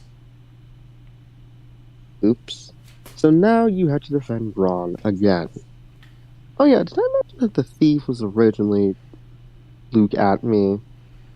So you got Luke at me taking the charge for the first crime. And as it turns out, he's responsible for the second crime as well. In an act of double jeopardy. Oops. Oops. I will say, this is definitely one of my favorite cases. I love Luke Atney. He's definitely one of the better villains of the series, I will say. He's better than some of the villains in the first game, I will say. Like the whole, oh, I didn't want to read a list, or oops, I pushed someone off of a staircase and they fell on a fence. He's better than those, I will say that. True. I love his theme. I love how. I actually really liked his plan. Like, he planned on getting Ron accused no matter what because of double jeopardy, and he was going to go free. But, of course, Phoenix proves that, hey, you suck. You're a murderer. You weren't actually robbing people. Go to jail. Yep. Yeah, I thought Luke Atme was a good villain too. He was very entertaining. Let's see. What do I have? Problems. I have problems with this case. Some of the suspects, they don't really do much. More specifically, Oldbag. She's brought back for like a little bit. You never talk to her again. Larry comes back. He exists for a bit. Talk to him. Oh, hey, bye. You don't see him again. Yeah, it really focuses on Ron's wife, Desiree, Luke, and Adrian Andrews. So that's something I've noticed. They'll give you like a whole bunch of characters, but they'll make the plot based around like 2 or 3 of them. Oh, kind of like Turnabout Time Traveler. Oops, sorry. Anyway.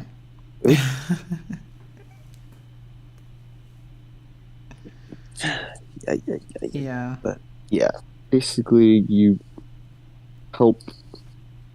I guess help Ron get unaccused of murder, and you manage to avoid double jeopardy. So good job, Phoenix. You're cool. 10 out of 10. There, it's a good case, a good premise, a lot of good people. Just that my main true complaint is I don't like Ron. Yeah, he's kind of annoying with how he talks like this, and then just gets quiet and quiet and quiet, and he has to yell, and then does the same thing again,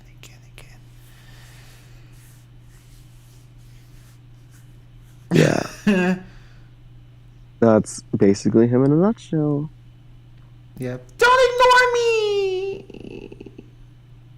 It's like I can't hear you. Yay. Yay.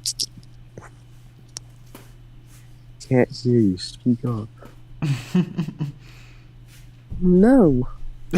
Oh, okay, fuck you then. Stay guilty.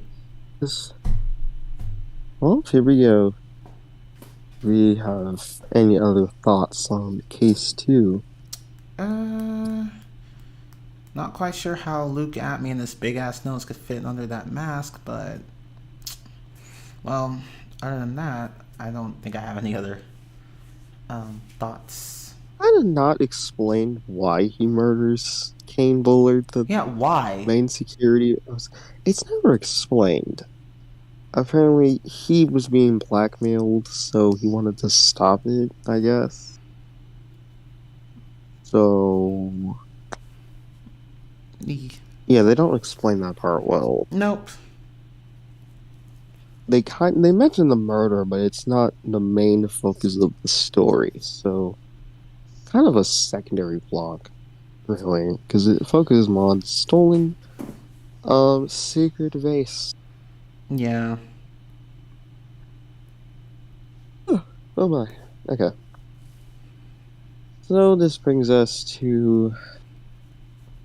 oh god, this one. Oh no. No. We're taking a step backwards. Yeah, this one. This entire case was just like one step backwards. One giant ass step backwards. Alright, so this is the second filler case of the game, and this takes place months later after case 2. Remember Maggie Bird? The perpetually unlucky child, yes. Yeah, she's back, and she's accused of murder again. She and Maya could have a field day with each other, honestly. Not for real, because these two always get accused of murder. Right. But anyways, you basically get this introduction scene where Maggie is just... not really Maggie is basically saying, like, no, I didn't do it. And the player is shown a cutscene where there's two people at a table. One of them is drinking stuff. The other person has something in his hand and is putting some sort of special powder in the other person's coffee. This ends up being our victim, where he's been poisoned with cyanide. Yeah. Dear Jesus. I'm like, okay. Okay. As the player watches more and more, you start to realize that this trial is not really good. Winston Payne is winning, and he's winning against you. Except that Something is wrong here. Except that that's not really you. nope, it's an imposter. In fact, it's mentioned in the very beginning of the case where Gumshoe comes into Phoenix's office and is like, it's your fault. Phoenix is acting confused, and then Gumshoe explains that, hey, you basically defended a girl so bad that you put her on death row. And, okay, so the stupid thing here is that the guy who impersonated Phoenix looks nothing like him! Well, here's the thing, the hair. Except for the stupid fucking hair. That's literally the only similarity.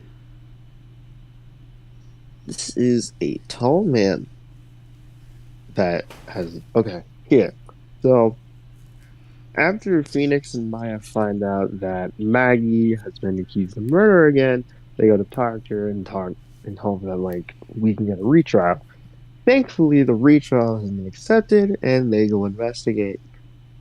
Murder takes place at some French cafe restaurant called Beyond, and our victim was a programmer named Glenn Elg. Get it? His Anagrams. name is this name. Ha ha Ha ha. ha ha. Thank you, anagrams. But yeah, Glenn Elg was a compulsive gambler and he was in debt, so he had to pay off his debt. So he did the lottery a lot. Turns out he did business with a loan shark who ended up killing him.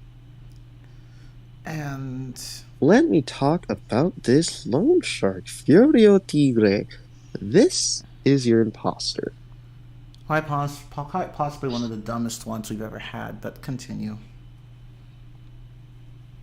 Furio Tigre is a tall man with dark red skin, a orange tiger suit, yells a lot, and drives around on a little moped that is, for some reason, quote unquote, looks like it's been damaged. Oh, and he speaks in the stereotypical New York accent. Remember that. Please remember that. You do research, not really research. As you investigate within the case, you learn about basically the old man's testimony that claims that Maggie was the one who killed him. But you spend the first trial basically debunking this old man and telling him that he's a crazy old hoot, and he should shut up. Yep. And he's irrelevant. So And after that, you never see him again. oh, and he's perverted as well. Oops. Yeah. Oops. But then you start to realize, as Phoenix does more investigating, you find out that, again, Glenn was in debt and he didn't pay off his debt, so he made a virus, a computer virus. Since he's such a good computer computer programmer, he could sell the virus and start to do more research and find out that Pierre Tigre was also in debt. He needed the money. Glenn Elg ended up winning the lottery, and instead of just taking the virus and taking the lottery instead of just taking the virus and moving on in his life, well, Glenn just goes off to celebrate his not really hard-earned money. He tries to murder him. Now, this gives a lot of people pause because the whole act of murder was just not necessary. Kind of a step too far.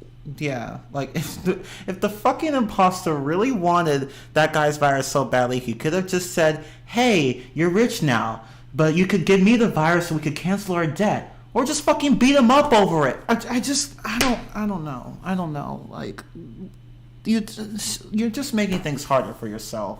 You did not have to kill the man. You could have just convinced him to part with the virus or just beaten him up and taken his virus and the money as well. Like, you could have done either of those things, but you didn't. But that would make sense. Yeah, it would. And it's not even just this, honestly. Oh, he does something else stupid, but we'll get to that later. Oh my god. But yeah, as you investigate more and more, you find out that the main witness, the chef, who claims that Maggie was the killer, was actually blackmailed by Furio Tigre in order to stay quiet about something. So you do more and more investigating, you find a bottle that looks weird, and Phoenix comes up with the idea that pretty much we're gonna make Furio Tigre tell on himself. Does this plan work? Yes. It does. Yeah. I don't know how, but it works. Yeah. During the trial, Phoenix brings up the bottle and says, "Is this basically the bottle which you stored the poison?" Furio Tigre, and being a total idiot, decides to respond with, "No, that's not the bottle. And then he proceeds to describe the actual bottle which was never mentioned in the trial at that point. So, at all, and he doesn't find it suspicious until everyone stares at him. like no joke, when once he said what the real bottle was, everyone just fell silent. Hey, fuck is wrong with you? And Godo's like, do you not understand what you just did? He gets mad and makes everything go dark for a second, and he's arrested for murder. Idiot. Yay. Yeah, he could have just kept quiet and honestly, even after making that slip of the tongue, he still could have said, but I didn't know it was poison. I just thought it was sweetener. I just saw the witness pouring it. Like no, he doesn't try. He didn't even Like he didn't try. even try. I just, fuck you, man. Just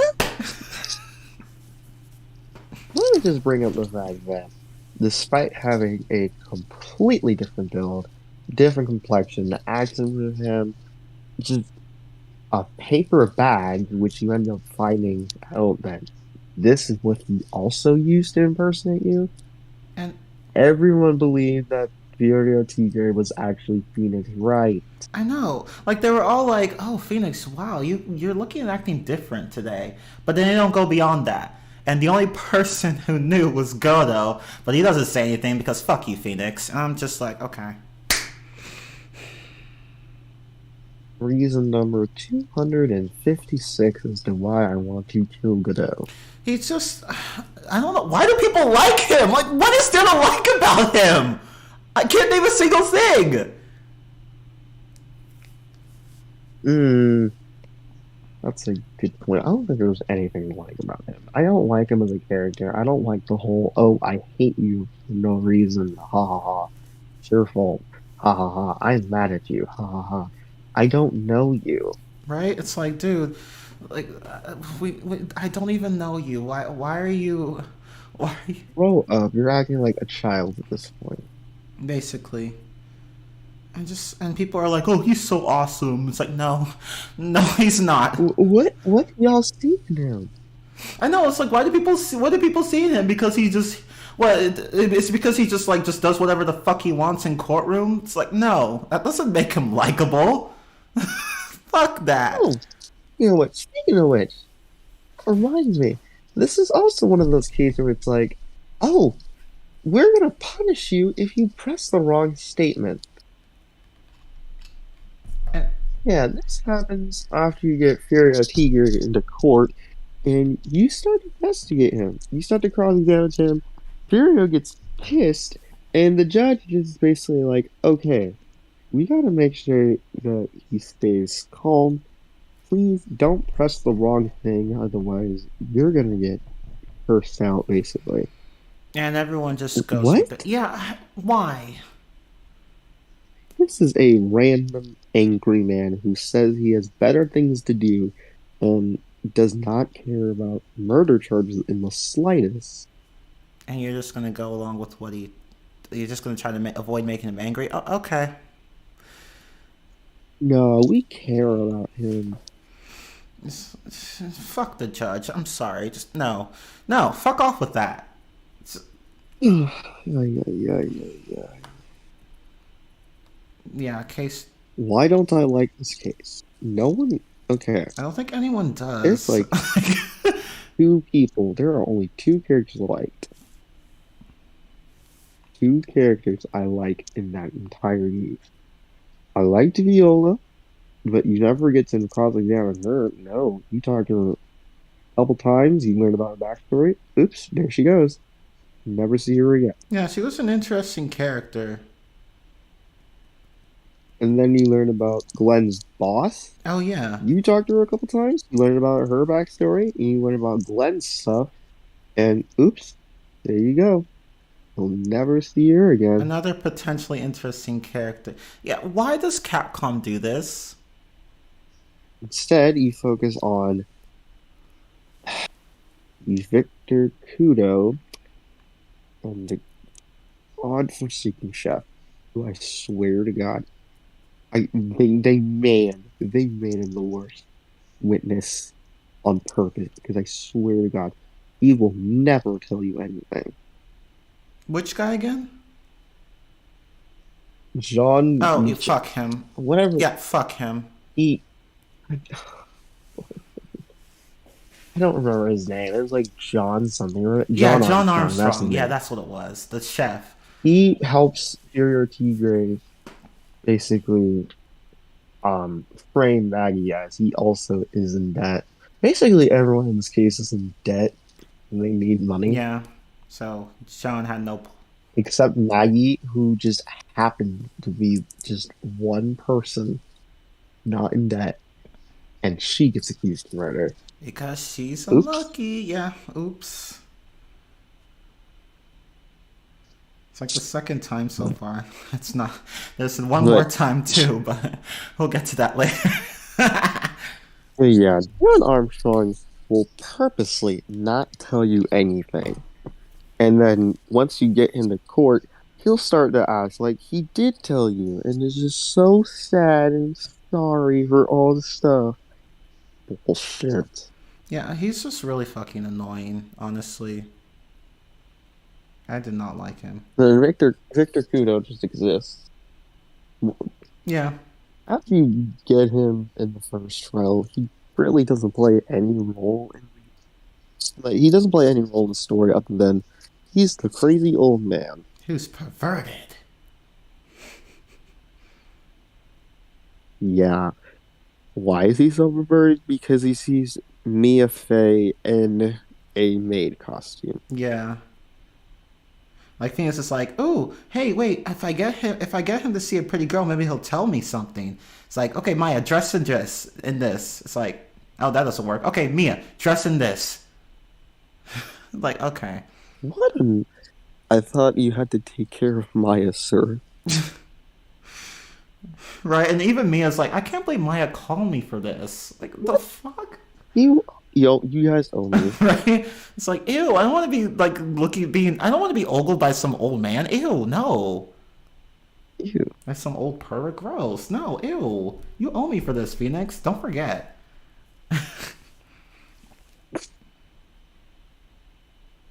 Yeah, she just ends up like flirting with him and playing with his heart. And I'm just like, Mia, you're just cruel. Stop, Mia. Mia, please, no. Yeah, that case was just all sorts of fucked up. But yeah, it's the Just everyone in this case is an idiot. No one will tell you anything. You have to figure out.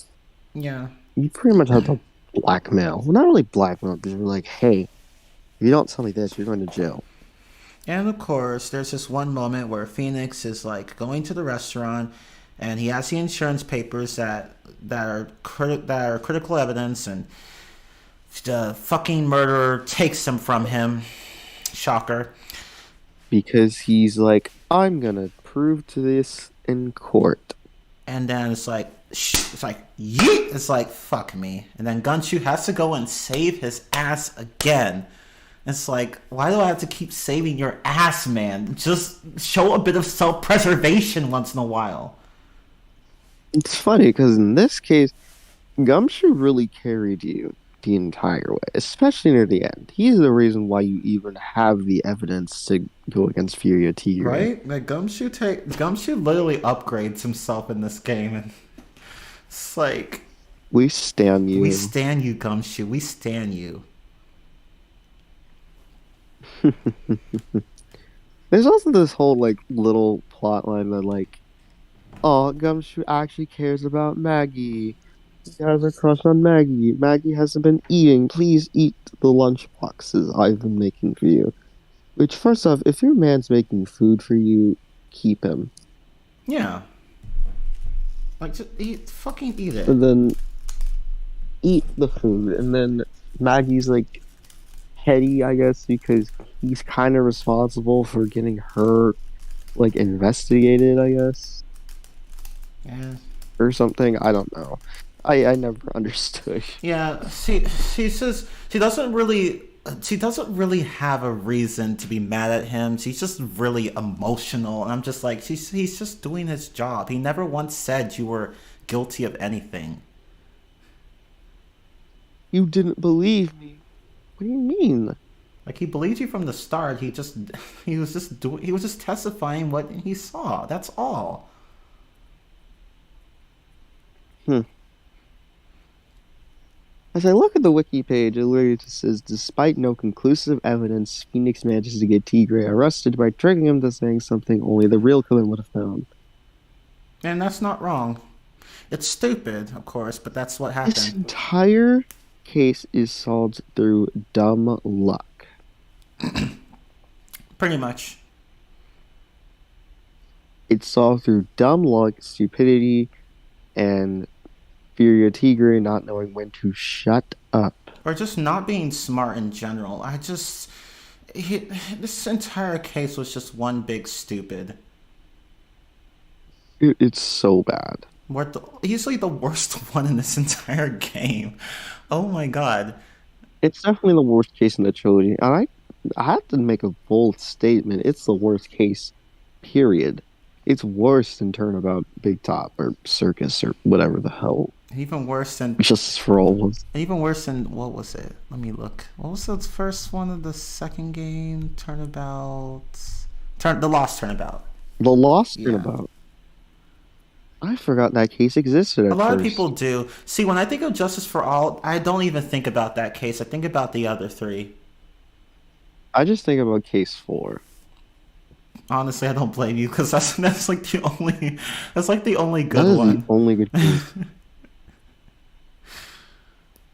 Anyways, if we're done talking about case 3, Oh, wait, before we do that, that mess. I forgot to mention, Okay. the fucking murderer used a fake attorney's badge made out of cardboard. Let that sink in for a moment. He tricks an entire court by wearing a blue suit, putting his hair back like Phoenix, and a paper badge. That it doesn't even look good. It doesn't even look genuine at all.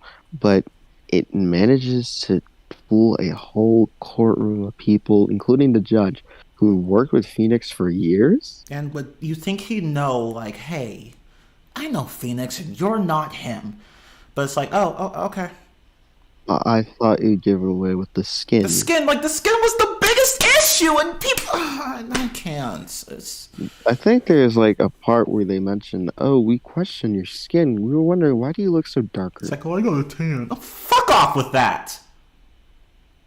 I just got a bad tan. Sorry. And it's like, oh, okay. Well, you seem legit. No, he's not. No. He's obviously making it up on the spot. Right, right. Like even if you ignore the issue with the tan, there's still several other things that don't add up. Like, come on, people, why are you being so stupid?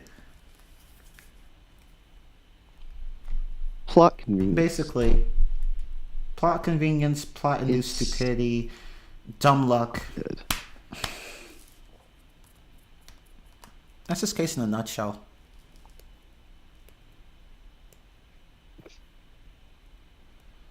Fuck case 3. Let's move on. Alright, so case number 4. Hey, it's not filler. Yeah, it's not. The only case 2 and 3 are filler, but 1, 4, and 5, nope. So you know how in the first case you talked about Mia's second case? Second. Yep. Well, this is her first. Case. Turnabout beginnings. Yeah, it takes place a year before. So this takes 6 years earlier. Yep. And basically, Mia and her partner, Diego Armando, remember that name, are given a case where they have to defend a death row inmate. Oh my. Yep. By the name of Terry Falls. This man was accused of murdering a policewoman, Valerie Hawthorne, during an escape attempt by pushing her off a bridge. No, by stabbing her and putting her in the back of a car while on a bridge. Yep. And despite this being Mia's first ever case, she's going against Edgeworth. Yep. This is before um Turnabout Goodbyes. So this is a bastard of an Edgeworth to deal with. Yeah. This man is brutal. He is not holding back, and he does the stupid bullshit from the first game where he purposely hides evidence and uses it against you. Basically.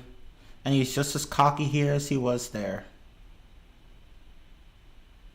And As Mia learns more and more about the case, you start to discover Terry, Valerie, and what a surprise, Dahlia Hawthorne.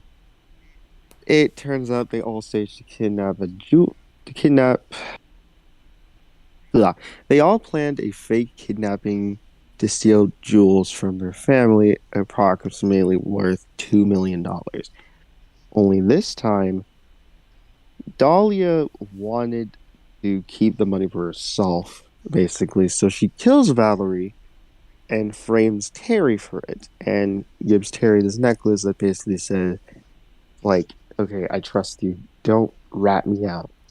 If they try to rat you out and you don't want to do it, just have this. This is your key to freedom, pretty much. yeah. As Mia gets more and more evidence that pretty much proves that Terry is innocent and Dahlia is a liar and she's the real murderer, right when you try to figure it out, or like right when you're about to figure it out, Terry ends up committing suicide. Because he drank the poison that was found in the necklace Dahlia gave him, because she told him, if you ever doubt our love, just drink this poison. And I'm just like, okay. You're about to be free, and this is like a 17-year-old girl, Yeah, like, and how old was Terry? like 40. Ew. Ew, what's up with these games? And just having these enormous age gaps. Like, I think I mentioned it earlier, but Justice for All, you had this love triangle or whatever, like everyone was in love with a 16-year-old girl. Yeah. The ventriloquist and I think Max. Max was, and it's just like, ew. But yeah, Terry dies of poison, and then Mia just does not want to be in the courtroom at all, so she waits a whole year. And, well, turns out Dahlia also poisoned Diego Armando, which means that he gets put into a coma and eventually meets up with Phoenix Wright at college, which she gives him the bottle, and 1 year later, we get that case.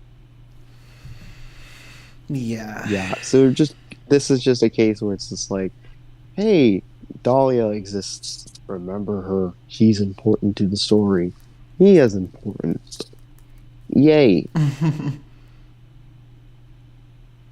Yeah. So it was just. Oh.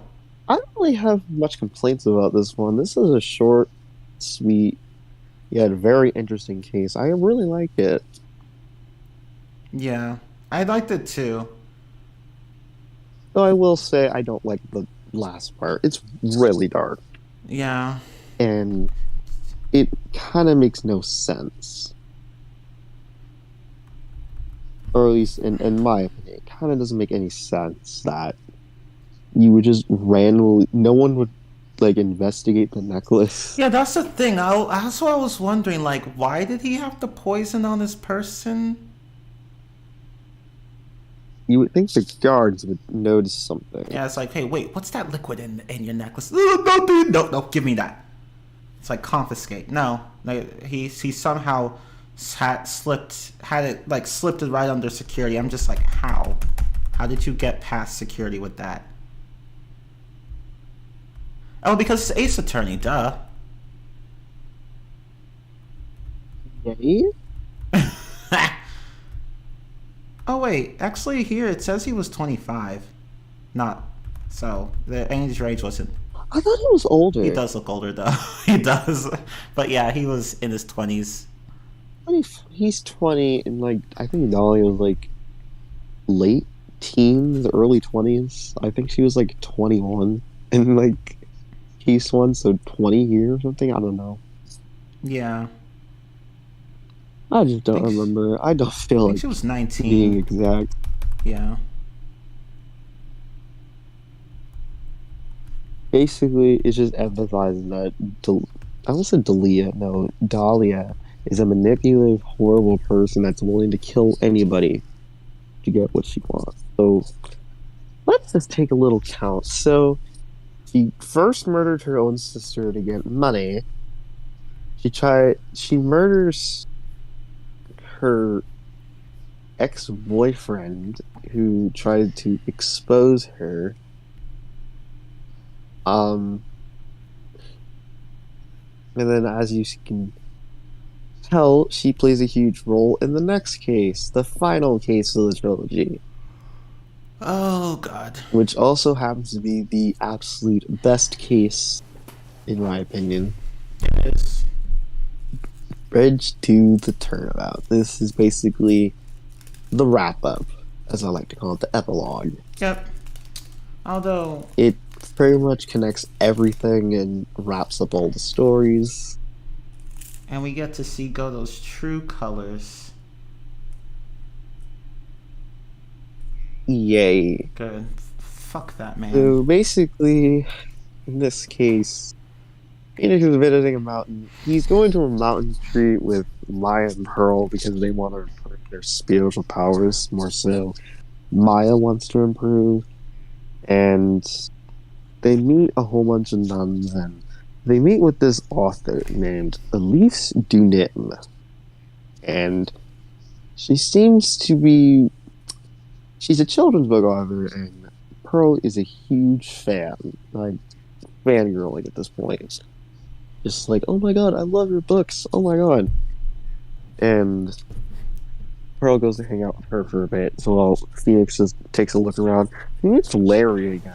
And he's going by Maurice Dunim. Cool.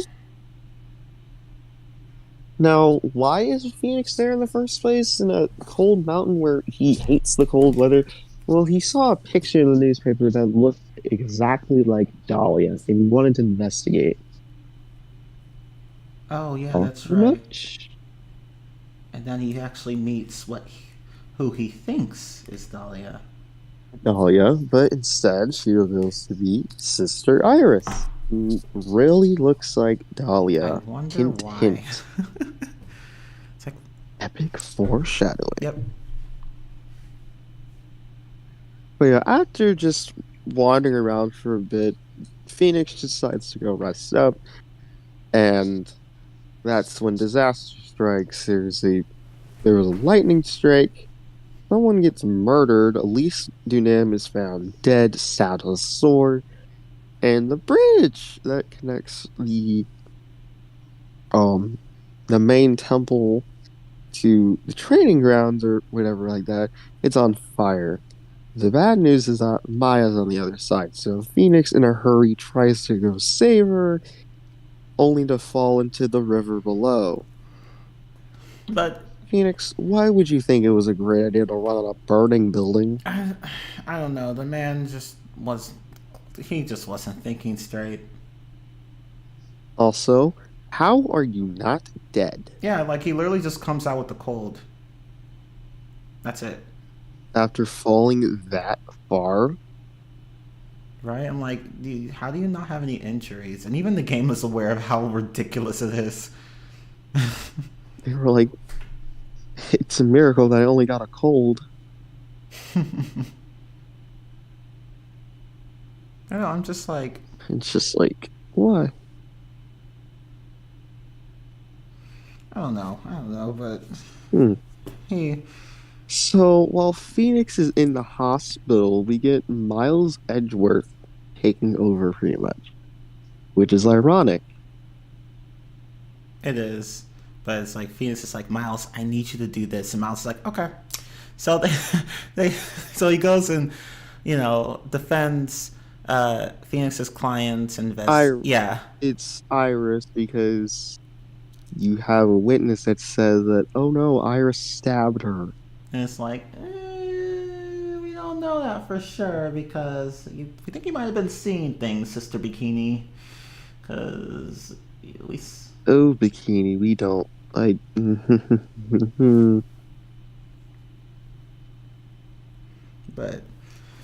yeah. Yeah, after investigating for a bit, you pretty much exposed the facts that, hey, yeah, Iris was not there. She was somewhere else. She was on the other side or something like that. It's like, but how can this be? I saw her there. Oh, there's a reason for that. Eventually, Phoenix returns and he figures out that Elise was actually Misty Faye in disguise. Oh. Can Maya get a break? Jesus. No. She loses his sister, she gets accused of murder in her hometown, and she loses her mother. I know, I'm just like, Capcom, what the fuck are you doing? Leave her alone. Just like, oh my god. It's like she lost her sister, and now she's lost her mother. Poor Maya. Yeah, poor thing. Capcom is like, let's make her a victim again. I'm like, guys, don't you think you've done it enough? So much trauma in like the past couple of years, but anyways, you do more investigating and you find out that this is a whole plan engineered by Morgan Faye again, and the main person involved is Dahlia Hawthorne. What? Yeah. And guess what? Her twin. She's a twin. With Iris. Yep, she and Iris are twins. Once Iris gets a cross-examination, Phoenix reveals that, okay, Dahlia has been impersonating Iris. Therefore, that's why people think Iris was a murderer. And not only that, Dahlia is inside Maya's body. So, after Mia Fey gets summoned by Pearl, and Mia Fey is just basically like, you suck, you're a horrible person, I hate you, go burn, Dahlia gets exorcised. Yeah, like literally, she gets like yeeted out of Midas' body. It's like, I'm not ready to... Yeah, bitch, go away. We don't care. See you later.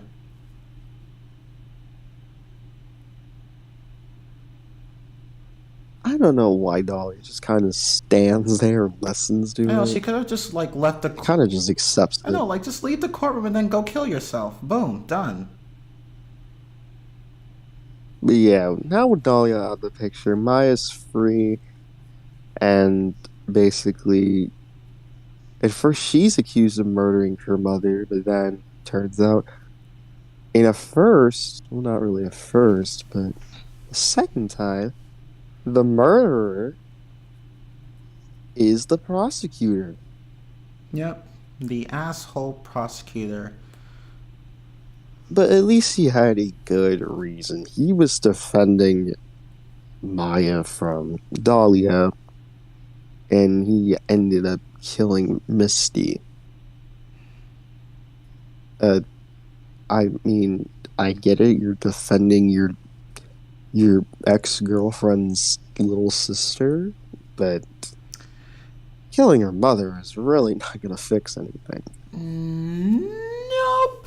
And none of this really needed to happen. And this is Godo, not just him.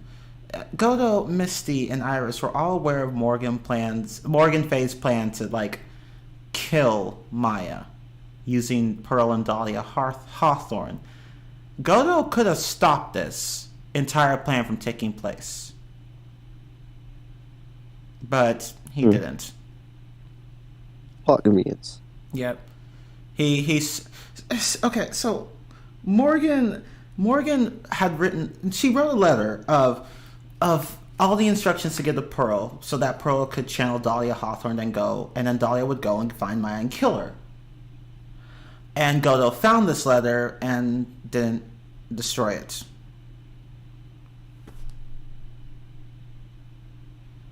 Because reason? It's never explained. No, it's not. And I've seen people say that, oh well, he probably didn't want to arouse suspicion in the household by stealing the letter. And I'm just like, okay. No one knew the letter was even there, so Yeah. And even so, he could have just told Phoenix and Maya to stay away from the fucking temple. But he didn't. Because that would require too much work, and besides, that would mean Phoenix would be happy, and Godo does not like happiness. Right? Godo even says this himself. He's like, I let you walk into a trap that I could have stopped you from going into. Like, yeah, you did. You did. You really did. You could have just told them, don't go to the temple. But no. You literally I don't know. This whole thing didn't need to happen. Maya's mother didn't need to die. Maya didn't need to be subjected to all that trauma. And it's funny, because Maya's like, oh, Godo, no, don't say you didn't care for me and just want to play hero. No, you did want to protect me. I'm like, Maya, no, he's right. Maya, no. He did not care about me. Bless your soul. Right? Bless your soul, child. Right? It's like... But... yeah, after you discover that Diego, Armando, and Godot are the same person, pretty much, and that Godot is a murderer, you end up getting arrested, and I still gets arrested because she was an accomplice, but she reveals to Phoenix that, hey, I pretended to be Dahlia, and I truly cared for you. Feeny. So, Feeny. And then Phoenix is like, yes, I was right, bitch. Take that, Mia. Well, he doesn't say that, but he was like, yeah, I knew it. I knew you actually cared for me. Everyone else... Too bad he didn't try to protect me. Well, yeah. But yeah, Godot reveals why he hates Phoenix so much is because he blames, him for Mia's death and wanted revenge. But... he realizes that... here's the thing, that the reasoning is stupid. Because why is it his fault? Yeah. It's like, Phoenix wasn't even there. There was nothing he could have done. In fact, he tried to save her. But, again, there was nothing he could do. Nope. Nothing at all. So how are you supposed to save a dead person? Godo, the dude knows that he was basically just taking out his self-hatred on Phoenix. He's like, I didn't protect Mia, but I can't deal with this guilt, so I'm gonna just blame somebody else for it. And I'm just like, fuck you, dude. Just fuck you entirely. Just fuck you. Just fuck. Yeah. But anyways, that's the case in a nutshell. There's lots of stuff that happens to it, but I feel like if I describe it, I'd be here until 3 a.m. Yeah, but overall it was a good case. It's just that Blue and I cannot stand... it's long. Yeah, that. And we just can't stand fucking Godo. This gets really unbearable in this case. It's just not really good. I know. It's like, I'm like, what do people see in him? What do they like about him? And they're like, oh, he's one of the most sympathetic villains ever. I'm like, no, he's not. Shut the fuck up. What about him sympathetic? No. No, I could name several villains that are more sympathetic than him. Sit your ass down. No. Just... yeah. Like one thing I never liked about him either is that Like, compared to almost every other prosecutor, he just does whatever the fuck he wants in court. And I'm just like, oh my god, I can't stand this prosecutor. At least most of the other prosecutors had some form of respect for courtroom proceedings. Goto did not give a fuck. It's like 17 cups of coffee. If by that time trial's done, I'm like, no, fuck you, dude. That's not how court works. I know, it's like I just can't. I just could not stand him throughout the entire game. I was just and then like there are a few moments where he actually throws his coffee at Phoenix, and at that point I was just like, yeah, dude, fuck you, go. That's assault. Can we sue you? Yeah, but yeah, it's assault. It's technically assault, but no one gives a shit. I'm like, oh, okay. Because you're Phoenix Wright. Deal with it. Yeah. And I'm surprised Phoenix was so forgiving towards him at the end, to the point where they share a cup of coffee. I'll be like, no, dude, fuck you. Get out of my sight. Get out of my sight. It would have been funny if he threw the coffee at I would have him. loved that. I would have loved that. Here you go. But no, Phoenix just has to be a How nice does that guy. feel? Right? It's like, how does that feel, bitch? It just burns. Oh, that for his scalp. Jesus, he throws a whole cup of coffee and it covers his entire face. Yep. But no, Phoenix has to be the nice guy, which, I mean, it fits his character, of course, but, you know, I just wish someone would teach Goto a lesson. He's the nice guy, but is a total idiot at times. Yeah. Even in Dual Destinies, like, you think after the way he acted in Apollo Justice, you know, he'd be like, oh, Phoenix, oh, look at you being all clever and shit. And then he just kind of goes back to his old self in Dual Destinies, and I'm like, okay, Capcom. Oh no, not again. I know, and it's just like, I mean, he did get better, but at the end of the day, he's still an emotional idiot. Like, even Apollo's not as dumb as him, and I'm just like, yeah, Mia, I'm so sorry you had to deal with this. So, in a nutshell, it's a good case. It's a great case, but Goto he's just an asshole, and a lot of this didn't need to happen if he had just, you know, done what he was supposed to fucking do. But yeah, then again, we wouldn't have a plot. So anyway, that's the whole case. that's the whole case. That is the whole case. And I know I haven't said this enough. Actually, I have, but I don't care. Fuck Goto, okay? That's the last I'm gonna say. Just fuck him. Fuck him. Screw him. But yeah. That is the first half. Well, the first quarter, I'll call it. Yeah. The first chunk that we'll do. Next. Because, yeah. Yeah, because we have a lot to say about the next 3 games. Oh my god. Okay. You'll definitely hear me just go off on every single one of these games. Yeah. Because Not so much Dual Destinies, but Apollo Justice and Spirit of Justice. yeah, Dual Destinies wasn't that bad, but the other two, okay. I don't know. The other two just had... They have problems. Yeah. Yeah, like, especially Apollo Justice. Out of all those three, that one's the worst. God. Chi. We'll save that until another day. Yep. And then... Tame your anger. Yeah, and then after that, we will cover all the side games. You know, the crossover with Professor Layton, the Miles Edgeworth. That one game that existed. Yeah. Which was great, but had issues as well. All these games do, but yeah, that one had big issues. Oh my god. But I loved it anyway. And Adventures in Resolve, those also have issues, but we'll get to those sometime.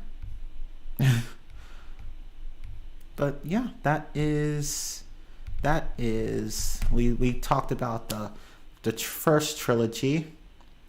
Now the second one we'll do next time.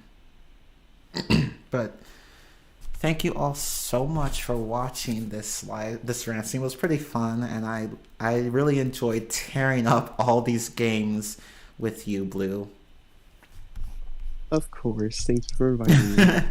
But of course, we there are plenty of things we liked about the games too. We're not just here to say only bad things. No, but What's next? We're gonna make an Ace Attorney love stream. yeah, because this game, this series is really good. It just has a lot of missteps due to just not thinking out the entire story all the way through, and just plain bad writing. But yeah. Bad writing. That's an understatement. It is, because there are just times where I was like, did they really write this into the plot? Like, what the fuck? Like, how did they not see this? I don't know. Yeah, even in Chronicles, there were several moments where I was like, okay, who wrote this? I'm just, I don't know. It's just, but we'll get to that later. I can't wait to get to Chronicles. I have a lot to say about it. But I can't wait to hear it. And I can't wait to hear what you have to say about Investigations too, because honestly, that game was so long, I just couldn't remember a lot. The game makes my head hurt, but yeah. Plus, like, they brought in so many characters from the previous games, and hardly any of them say anything. They're all just like in one room at the end. It's like, damn, how are you guys keeping track of all these? Hey, you remember people. Yeah, even the guy from the very first case and very first game, the culprit, even he makes an appearance there, and I'm like, oh, okay, Frank Solid's here now. Okay. And yeah, this has been part 1. Part 1. Let me change the title. Change the title, yeah. I was not expecting to take this long. But yeah. Yeah. I figured let's just talk about each case and talk about the issues. Yeah. And more so, like, give a summary and then talk about issues. Yeah, that's basically how we'll be doing it. But Talk about what we like, talk about issues, and yeah. Yeah, and of course we'll also give our judgment about the game in question as a whole. But yeah. So to summarize, first game, kind of there. It was obviously its first case syndrome where it's obviously not the best, but they made an effort and it's pretty good. Yeah. Case 3 still sucks. It does. Justice for All, it's the weakest of the trilogy, doesn't contribute much to the story. Its only memorable case was its final case. Yeah. And then Trials and Tribulations, the best of the trilogy, the strongest, and probably the most consistent. Yeah, out of all the games, this one was probably the most consistent, like, quality-wise. It's really only case 3 that just sucked. Everything else was fine. Yeah. But with the other 2 games were like at least 2 cases that sucked. And I'm just like, oof, big oof. Oof. But Trials and Tribulations was indeed a great conclusion to the original trilogy. But yeah. Thank you all so much for watching. Yep, thank you for watching this. I don't know when we'll do it next time, but we'll try to do it soon. Anyway, I'm Chimler15. And we'll see you guys next time. Bye. Bye. Holy crap, it's 1:33 in the morning. Yeah.